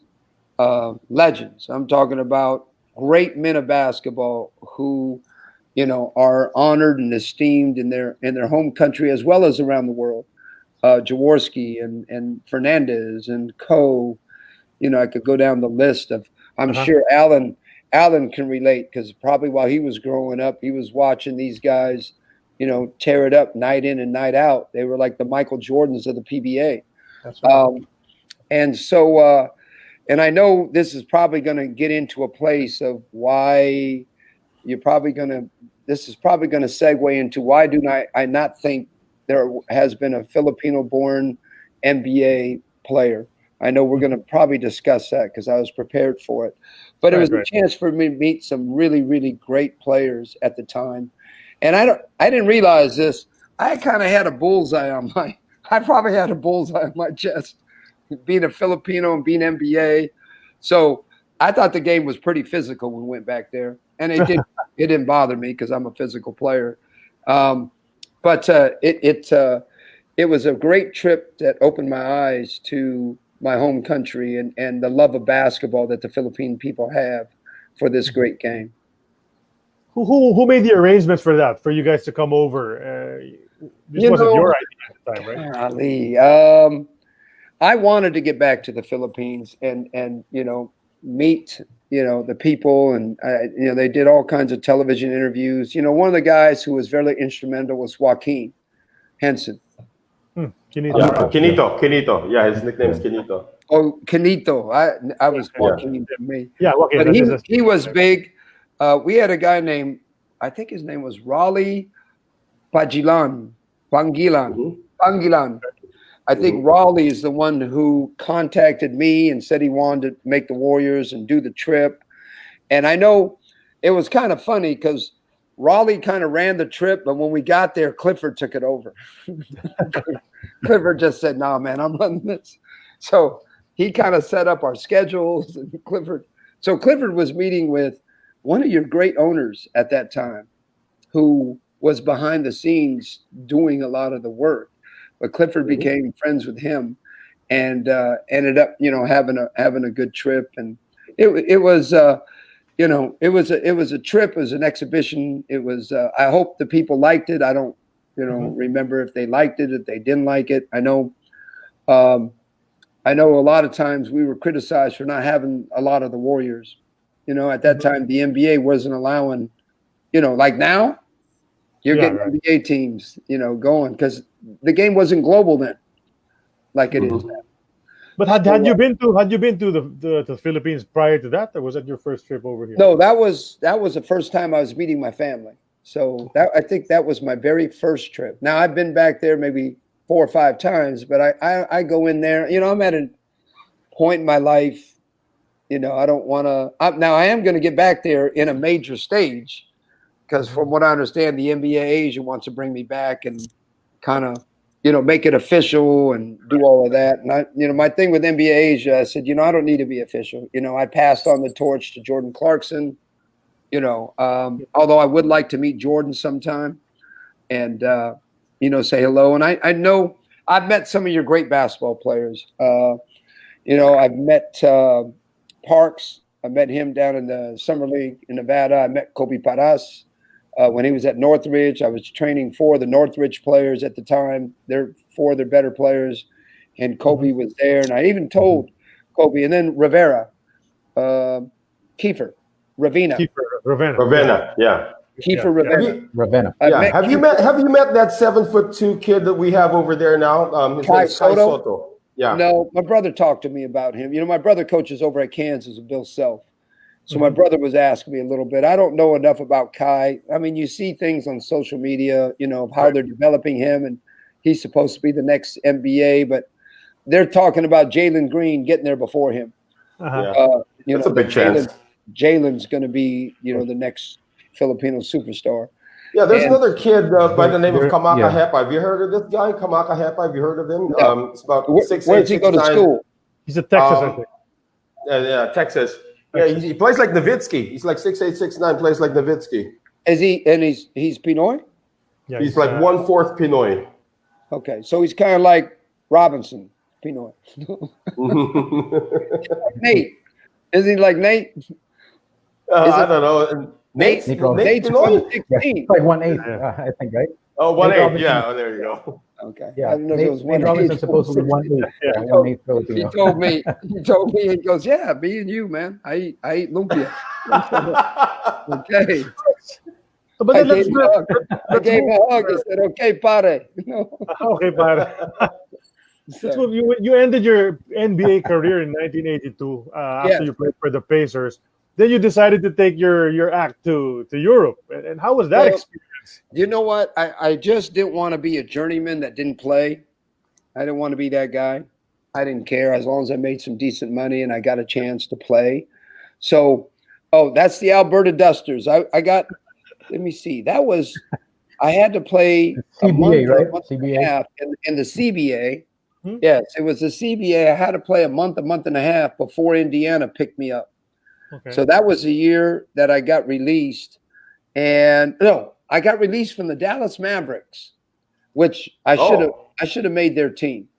But they told me it's a business and I made too much money and they were going to keep 3 guys that make what I make because they were going to lose their first season. And that's what I heard from the head coach. That's a whole nother story. We won't go there. I don't want to get PTSD on the video. How crazy was the CBA? Because we've heard a lot of crazy stories from Phil. Yeah. You know what? The funny thing about it was I started with it was a great journey for me only because I didn't like the league. I didn't want to be there. Number one, I played, but I'm going to tell you what was worth it. George Karl. Okay. That's who my coach was originally with the Montana Golden Nuggets, I think it was. Right. And because myself and Willie Anderson were doing it, they thought they could get more players. So I got sent to the Alberta Dusters, who weren't very good. Ended up averaging like 28 a game. I didn't like the league. Not that it wasn't good. I just, it wasn't my type of league. It was an NBA sideshow. It was supposed to be developed players. We never really got to play the teams back east. We were only on the West Coast. It just, just wasn't my cup of tea. I enjoyed Alberta. I was in Lethbridge. I met Canadians, learned. I met one of my really good friends who I used to stay with. He was an Olympic Canadian sharpshooter for the Olympic team. We learned to make bullets, went and shot clay ducks. And so I had good memories there because I had to stay out of the country to make my money tax-free from Europe. So there were a lot of positives that came out of it. But, it was a part of my career that I made the best of it and try to keep going and keep playing. And I was one of the leading scorers in the league. But like I said, it was something that it was a time in my life. It was I had to get mentally tough and endure it and make the best of it. Right. Well, the afro was is still there at least. Yeah, I didn't have daughters yet. It's the mustache, really. A lot of the people are commenting on our feed right now. The Yeah. mustache, it's really was your signature back then. Well, I think everybody had mustaches back then. You look at the NBA, everybody, if you look at that old Golden State Warrior picture, they Yeah. probably 8 of the 12 probably had mustaches. So I think it was a thing to do in the league, It was something that we all did. Okay. Let's Next. check out the next one. Oh, this one. That's my boy. Yes. Big Steph. Man, great player, great person, great heart, ultimate professional. I tell you how you learn about people. Can be the star anywhere, no matter where he goes. Kevin Durant came to the team. He didn't necessarily try to overshadow or overtake. He became part of the team. Probably gave up more shots than he really wanted to, but he gave it up for the good of the team. Shows you the kind of guy he is. He's all about team first, him second. And as much as the accolades, I tell you what I truly love about him. I'm sure there were a lot of people when he was younger that told him he wouldn't make it. So I can relate. A lot of people told me I wouldn't make it. And you know what? You persevere and you overcome and you become the great. Well, trust me, I'm not like him, but I understand the journey of overcoming everything to get where he's at. And he brings a smile to my face every time I see him. It's good to my family. Actually laid his hand on my eldest daughter's baby, and blessed her. Blessed my grandson. Good man. I enjoy seeing him every time. We don't see each other often, but when I do get to see him, although I've been trying to I told him I swing a pretty mean golf club. Even though I'm a lot older, I want to get out there and hit some. So we're going to get out soon. Right. Have you had a shooting contest with his dad at least? No, I don't see Dale that often. I don't, now that I'm older, I only go to the Filipino Heritage Nights. I go to a few games. I'm not really big into crowds. And when I do go, I go to maybe 4-8 games. And basically I go to see, Steve. I go to see Clay. I talk to my fellow UCLA guys that are over there, just to keep the Bruin tradition and family and let them know. Any Kansas players, like the year the Kansas kid was there, he was there for a few. I go down there to stay in touch, for my brother with their players. Brandon Rush was there, I think he was from Kansas. He was. Yeah, so from that standpoint, but I'm not huge on crowds. I'm really close to Raymond Ritter with the Warriors, and love that man and love what he does for the Golden State Warriors. So whenever he asks me to do whatever I have to do to promote the Warriors or the Filipino people, I'm right there. Okay. Let's discuss, Raymond, rounding out your career in Europe. You had a lot of experiences there, I'm sure. And when you talk about Europe, you talk about guys like Jelly Bean Bryant and all these guys, Mike D'Antoni going over there. And then you had your share of playing in Italy. Is that right? Yeah, I played in Italy. And the first time I met Mike D'Antoni, he was the big point guard, playmaking guard who had the big reputation for Milan. They played for CMAC. And I was in Banco di Roma. We had a big reputation. We were one of the top probably 5-6 teams in all of Europe. I remember our first game, we were going to play at Milan. Milan always dominates the Italian basketball league, first division. They got Dino Meneghin. They had all these great Italian names. And D'Antoni was the director, the captain of it all. So I was looking forward to playing with him because great respect for him, but I knew I was quicker. I knew I was bigger at the time. And at that time, Banco Roma, we had Bruce Flowers, who played with Cleveland Cavaliers, went to the University of Notre Dame. We had Fulvio Policello, Enrico Gilardi, Marco Sofrini. I mean, we had 4 Olympic basketball players. So one of them had to come off the bench.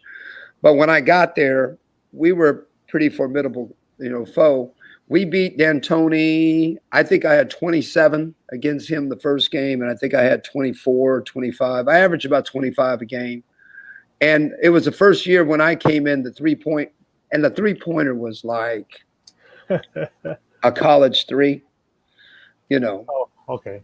And so it was like a free throw for us. So I was like the third leading scorer and had nice battles with D'Antoni. You know, no disrespect. I think he's had a great career, great coach. But at the time when we played, you know, we ended up in first place. They ended up in second. And then we ended up losing the playoffs. They ended up winning the title that year. But we didn't lose to them. We lost to got upset by another team. Our big guys fouled out with 12 minutes to go. And it just was ridiculous the way we lost. We had no big men. And I was trying to carry everybody against, you know, pretty good players. But a great experience. Italian basketball is the epitome. We average about 14,000 a game, over 20,000 during the European Cup. Great experience. One of the best basketball experiences ever. Great people, Italian people. Learned how to become a great Italian cook. What I would do is I go into restaurants. If I liked the plate, I really liked it, I'd go in the back and offer to bring the family of the cook, bring him in the locker room, do everything, as long as he'd show me that recipe. Mm-hmm. So I'd get all of them in the game. Oh, so you're a cook. Hey, I learned how to make some really nice Italian dishes. But do you make Filipino dishes as well? Yes. In fact, I had ponzit the other night. I do my ponzit a little different because I mixed the chicken and shrimp. But I have all the veggies. Now that happens here too. And I use everybody has their own. I'm learning that everybody kind of has their own recipe. But I did make ponzit the other day. I'm not real big on I like the dinaguan, but I have to make it different than other people. And I like the adobo. I have a classic, traditional adobo recipe from my mom. And then there's what starts with an S. It's like a soup. Sinigang. Sinigang. Yes. There you go. Sinigang. But I make my own sinigang. There's a little bit of like now there's fusions. You have Filipino fusion. Right? So, but we still do a lot of that. Still eat, still carry on my mom's traditions. I'm carrying it on my grandchildren now. So make sure the fact when I get back to the Philippines in either March or April, they're coming. I want to make sure they know where their heritage is, because that's what was done. That's great. My Auntie Letty and Uncle Frank, took me through our whole heritage, all the way back to Virginia Morelia, who, at the time gave the ships to the Filipino people that helped their independence against Spain. People don't understand. So they took me back all the way in history of who my family and my roots were. So I was fortunate. But it's amazing. When you talk to Filipino young people here in America, I always tell them one of the key things when I talk to youth here in America, especially Filipino groups, I talked to them about the importance of knowing who sacrificed for them to have the opportunity to get their educations and their opportunity to success. Somebody came over from the Philippines that gave them the opportunity to live in this wonderful nation and have the entrepreneurial opportunities to have successful lives. So I always, because it was done for me, challenge them to find out who, because most of the kids I talk to, for whatever reason, they don't know about their true heritage, where they came from, who came over that started this whole journey for them to be successful here in America. So I think it's something that's really important. If there's any Filipino young people, watching this in America, find out who sacrificed for you to have the opportunity you had. Yeah, great. Actually, you're just talking about Filipino heritage. I think our next picture we'll talk about Filipino Heritage Night.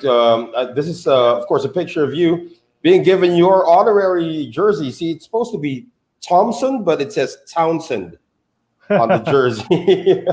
What was it like now coming back to the Warriors, and of course, being now a trailblazer for what we call a Filipino Heritage Night, which we've had for a very long time? Well, When Filipino Heritage Night started, it started with Golden State. And then what I did is I went to the NBA offices and I talked to them. I said, you only have a few cities. I said, just give me 3 cities. Let me show you what we can get going, that we can make this big. I want to make Filipino Heritage Night. It's the #1 sport in the Philippines. You have so many NBA Filipinos all around the world that love the NBA. So they gave me, obviously Golden State, Sacramento, and they gave me the LA Clippers, down south. And then they gave me back east. It was Brooklyn. Who was it? It was Brooklyn, Atlanta, and Orlando, because Orlando has a huge Filipino-American population. And so that was my first year we started. I think it was back in 2008. It was 12 or 13 years ago, 2007. And, I put together, and I kind of wanted to do something where when we ran Filipino Heritage Night, I wanted the beginning act to be some kind of Filipino heritage, like Tinikling dance or some kind of, something traditional, something that's traditional with our people, with dance. Halftime, I wanted to there's a lot of, if you understand, there's a lot of, because of Jabberwocky and there's a lot of these dance groups in colleges, or there's a lot of young Filipino singers. So I wanted the halftime to be something where we're promoting Filipino entertainment through our young people to give them opportunity to get their name out. And the end of the game was a meet and greet where you got a chance to meet me and talk to me. And, that was not the highlight of the night, but that was the end. And the pre-meeting, I always had some kind of singer who nobody heard of would come in, and I'd introduce him or her, and they'd do their thing, and then I'd talk and welcome all the people to. So I started with this prototype of what it did, and now you look at the NBA, and there's 20 cities, and I get invited to most of them. And this year, I wanted to do Toronto is the one I'm wanted to get highlighted in Toronto, but Orlando still has it. Atlanta, I want to get to Brooklyn. There's a lot of Filipinos in New York. So you know what? It's carried on and it's still going strong. In fact, Golden State's doing 2 a year. So I'm very grateful to have been somebody who was at the initial planning stages of that. And whether I get credit or not, it doesn't matter to me. I know the Filipino people are now up close and personal with the NBA. And I know I had a lot to do with the vision of that, getting that done. So I'm grateful for that. I think we still have one more picture to show. I think this was the Heritage Night, one of the Heritage Night things where, here, this is actually a picture of you with one of the best imports that ever played at the PBA. His name is Sean Chambers. And Big of course, Sean. Ray Park. Yeah, Ray Parks. Yes. Son of Bobby. It was the first time I saw him play. And Sean and I sat together and we were talking because we have a lot of mutual friendships. And when I was talking, I was hoping he was going to, get a shot at making it. And, I kind of let him know. I said, listen, I can help you. I said, man, I'm telling you, I shoot better at 65. I'm 64. I'll be 65. I said, I shoot better at 64 than a lot of players. Still, I said, I can help you with your jumper. If you can get an outside jumper the way you go to the hole, I said, you'll make a lot of teams.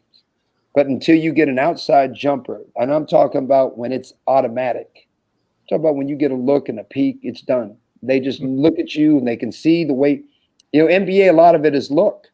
You talk about the eye test. A lot of it's an eye test. If you don't look like you can shoot, then guess what? You can't shoot. And, it's just the way the NBA is. And when I saw him play, I just kind of whispered in his ear. I said, hey, call me. But, a lot of young kids, it's like, there's a lot of ego involved. I've been a perpetual student, but a lot of people, I don't know, sometimes they get offended when you're talking like that because they see it as you don't have a shot, when really what they need to do is they need to embrace it because somebody sees something in you, but there's one part missing to complete your journey. Mm-hmm. And sometimes, and maybe I need a little lesson in, be a little bit more diplomatic.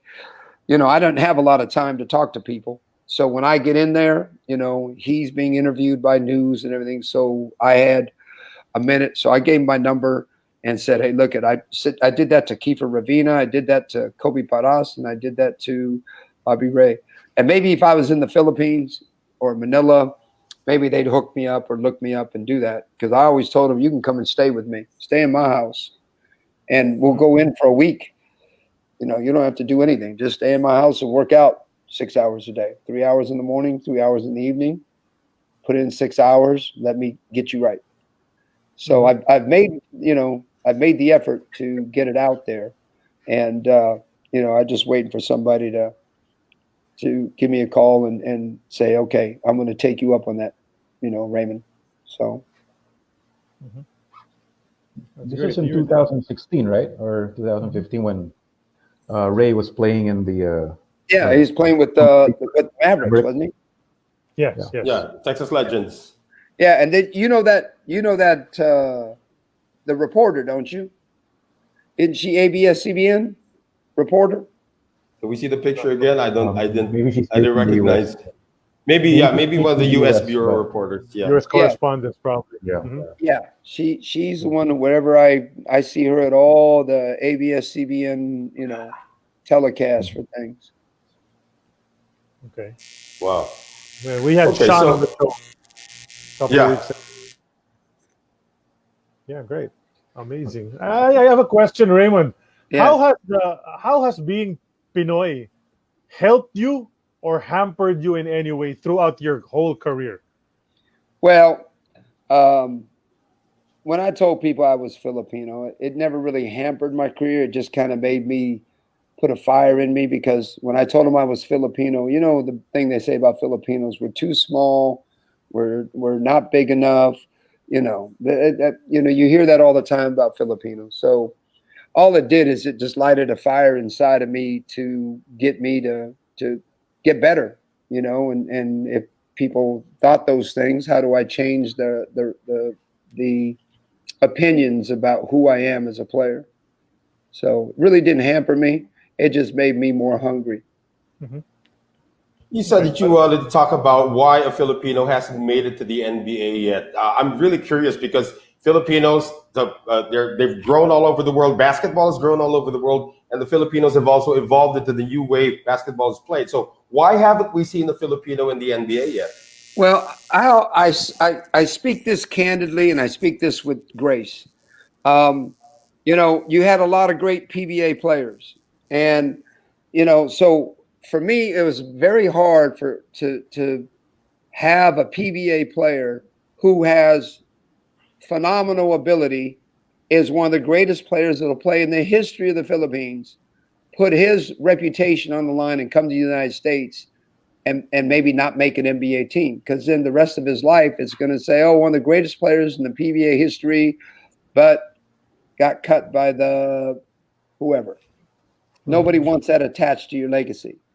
So I don't think you were going to get a PBA player that was making really good money to put his reputation online and trying to make the NBA.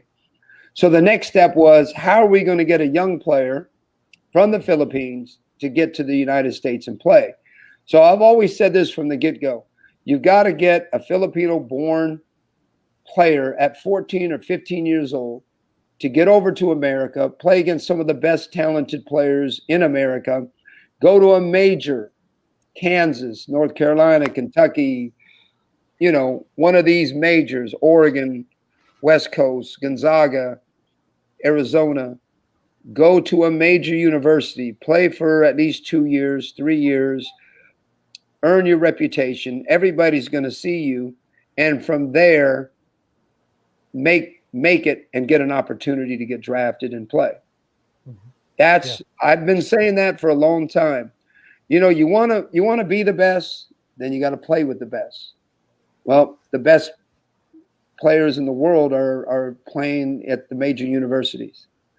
So start them early, get them in that work ethic, teach them to play so they can compete at that level, and you'll see one, come to fruition. Now, Jalen Green, he's a phenomenal superstar. In fact, I heard he just signed in the G League. I don't know if it's true or not, but he signed for like $500,000. Is that true? I don't know about the salary, but yeah, he's with the new G League Ignite team together with Kai Soto. Okay, so those are the the two players that everybody's talking about that are going to be there. No, they're both Filipino born, right? Jalen Green, no. Jalen was born there. Okay, Yeah. so Jalen's he's gonna I don't know how to say this, but he's gonna get stuck with the tag that I get, which is he's the first Filipino-American. But whenever on social media, sometimes I get Filipinos saying, you were the first Filipino-American, but you weren't Filipino-born, so really you don't count. And then, not true. I always put, okay. No, that's my answer. Okay. That's not true. Come on. I don't get into that conversation, but for a lot of people, they want somebody Filipino-born to make it, because that would be the first Filipino-born, and Kai Soto, he's Filipino-born. Yes, he is. So that might be, the first one. I mean, I was grateful that Jordan Clarkson finally made it, because after 39 years of being the only one, it was like, okay, there's got to be another Filipino-American sometime that's going to be doing this. So I was happy when he made it. And you know what? Let's be candid. In the next 10 years, you're going to have a lot more Filipinos playing in the NBA, because the game is so global. The competition's much better. You got kids who have resources to get over here and get better. It's going to happen. It's just been a matter of time. That's all. Right. Mm-hmm. Yeah. So we just got confirmation. Yes, Jalen Green is going to be paid $500,000. Yeah. And I'm looking forward to meeting him. I was supposed to meet him when he was here at Prolific. I was supposed to do an interview with who was it?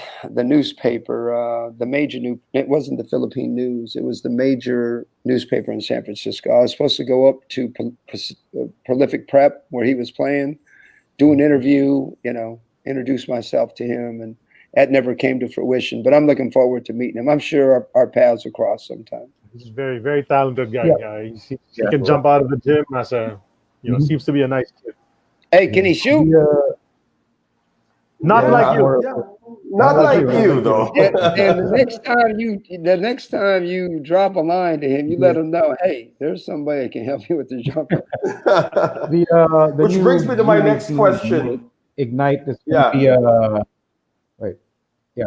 The new G League team is going to be the new G League team Ignite, which Jalen and Kai are going to play for, is going to be based in Walnut Creek. I don't know how far away you are from that 45 city. 5 minutes. So I'm going to make sure I'm over there. Thank you, Sid. Thank you for that information. Appreciate it. Which brings me now to my next question. I'm going to go Raymond. meet both of them, and you'll hear about it.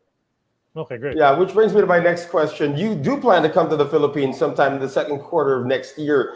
Do you also plan on propagating your basketball knowledge, or you want to get involved in basketball in the Philippines when you do come here sometime in the spring of next year?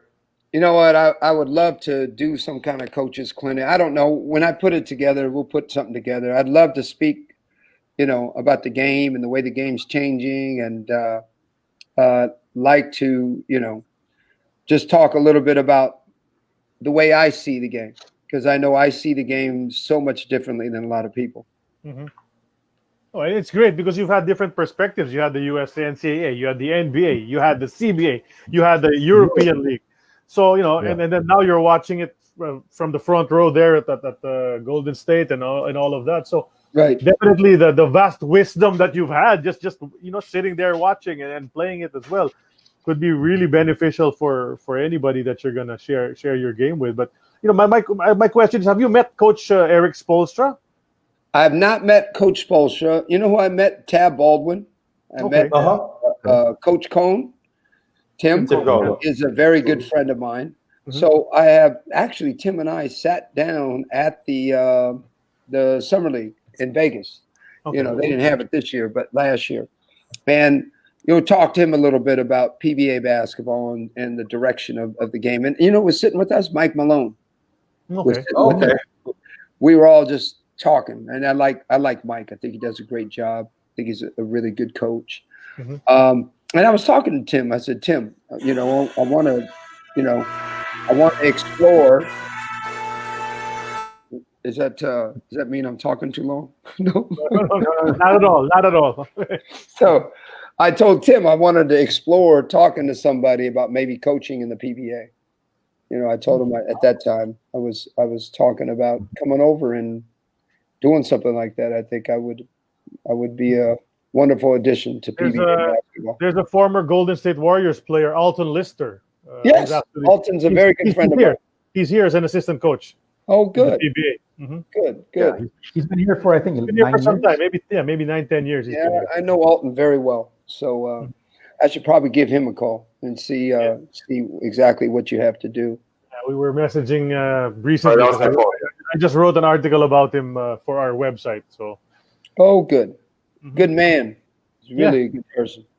That's right. And an NBA veteran as well. Well, Sid, you know, we've been talking to Raymond. We've had so many revelations, great stories here, but we usually like to close the show with Sid asking his trademark question to you, Raymond. So, Sid, am I ready for Sid? I don't know if I'm ready for Sid.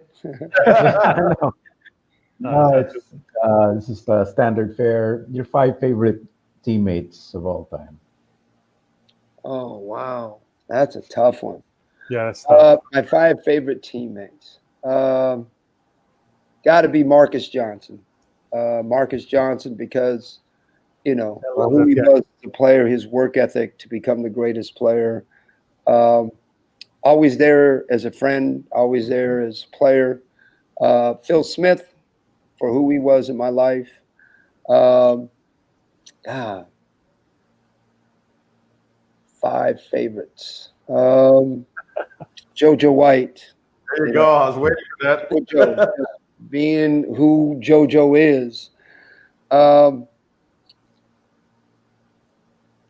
Boy, I'd have to say when I was over in Italy, Fulvio Policello and Enrico Gilardi, one of the greatest centers and shooting guards in the history of Italian basketball. They were wonderful teammates, you know, made the transition. You know, once I spoke Italian and within 30 days. I speak Italian, Portuguese, Spanish, and French. So that's why I'm going to pick up Tagalog before I get there because it's Spanish based. We can help you with that. But those were 2 of my favorites. And you know what? It'd have to be one of my does it count high school? Can I count high school teammates? Yeah, sure. Yeah. A guy named Terry Vane at Midi High School. Went all around with me everywhere I went. And, you know, he's one. So those are probably the top 5. I remember another teammate that I really love. Got a chance to room with him. I was trying to make a comeback in 1987. We roomed together. We had to go down to Santa Barbara during training camp. I was trying to retire in 1987, 88. George Carl called me because he'd known of me. Terry Teagle was going to Italy. He gave me a job and said, I have my job until Terry Teagle comes back, if he comes back. If he doesn't, it's my job. If so, no, it's conditional upon Terry. But my roommate was Chris Mullen. And I tell you what, Wow. Great. That's a favorite teammate. Man, we got that guy went through a lot in his career and in his life to turn things around, right? Yeah, he has. And you know, I was, you know, there with him. And but we became very close. He took my daughter under his wing. He had me run his basketball camps because he trusted me. So I ran all of his basketball camps. He was really close. Just saw him. Welcomed him back to Golden State. He's working with us again at Golden State. So, yeah, he's got to be in that group. Yes. I'm sure you had fun talking with him because he's a damn smart player, that guy. I'm telling you what. I always tell people say, well, I'm not quick enough. I don't jump high enough. I said, name the one player that didn't jump high enough, wasn't quicker than probably most of the people he played against, but was one of the most prolific scorers ever in the history of this game. And, you know, Chris' name, I bring him up right away. I said, his IQ, his IQ alone made him great. He didn't need to be faster than anybody. He didn't need to be quicker than anybody.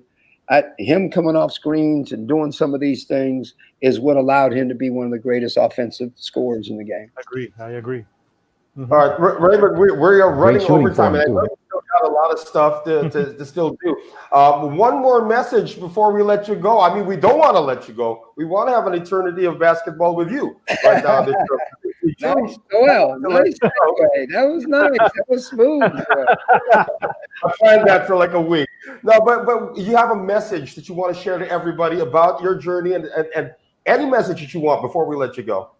Well, the only message I think I would have is that, along your journey, you're going to meet a lot of people.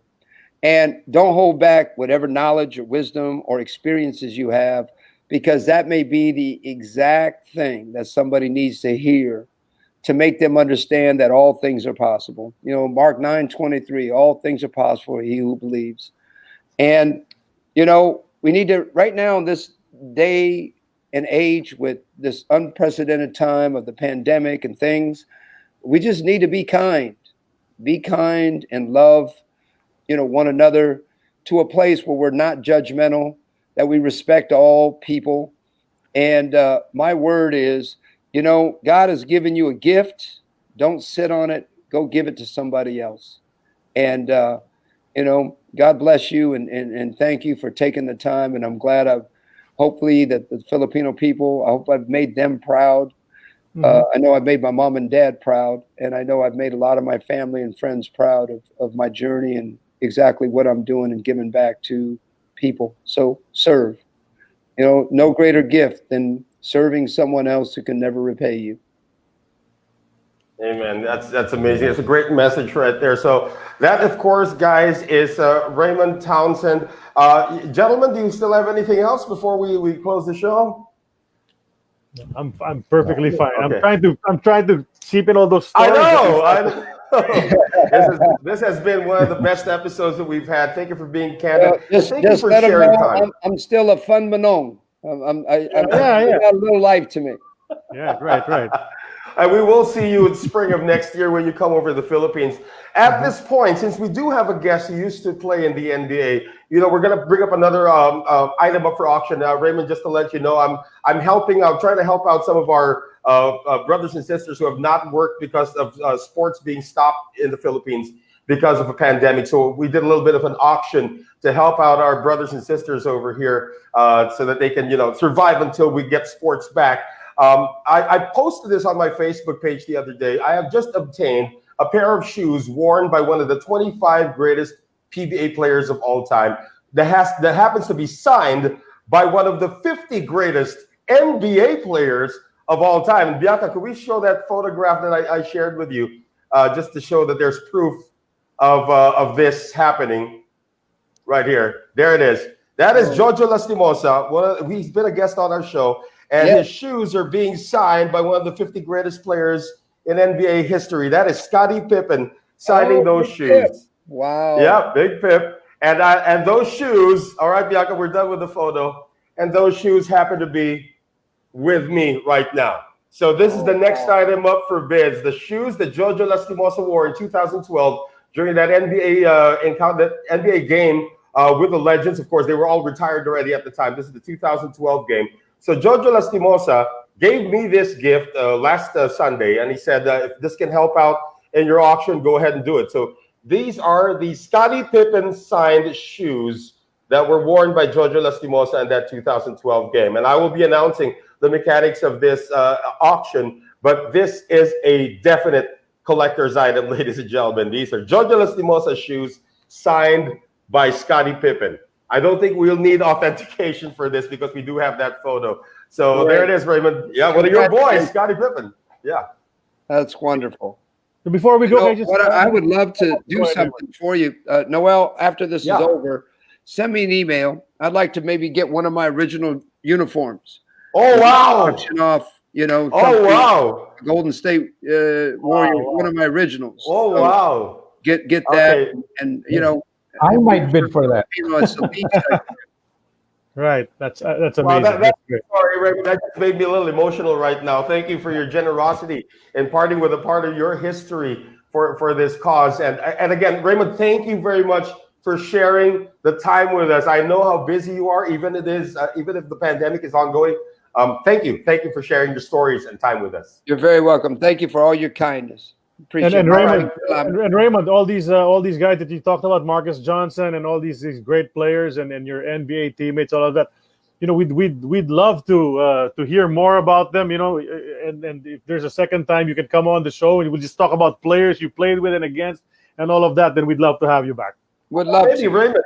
Yeah, maybe Raymond, you can help us do something better. Maybe we can get some of your old friends on this show. You mean you spoke about guys like Marcus Johnson, Clifford Ray, Jamal Wilkes. I mean, if you have stories to tell, I'm sure they pretty much have stories to tell as well. Well, I don't want them to tell my secrets. When I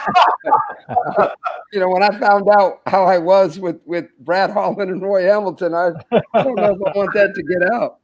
I didn't know. I know I was competitive, but I don't know. They know a lot about how I was as a player. I don't know.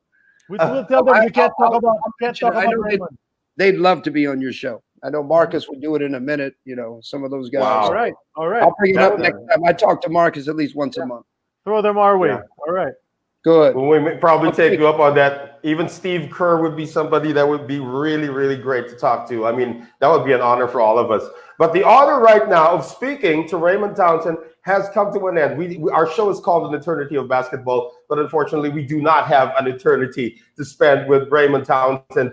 Raymond, it's been great. And again, our show has to come to an end, unfortunately. But of course, our show continues this coming Tuesday when we bring it back local and go back to the PBA with one of the original big guards in the history of the league. And we are talking about Joel Banal, who will be our special guest this coming Tuesday on An Eternity of Basketball. And once again, that's all the time we have for you for our show in AEOB. For my co-hosts, Sid Ventura and attorney Charlie Cuna. And of course, thank you very much to the great Raymond Townsend. My name is Noel Zarate. We will see you all again on Tuesday. This has been An Eternity of Basketball. Paalam, guys. Thank you. Walang imposible, sige lang simple. Abot mo ang mundo, malayo malayo, sama-sama tayo. Hanggang sa dulo, ano man ang pagsubok, di susuko. Alam kong kaya mo, sige lang simple, sige lang simple. Thanks, bro.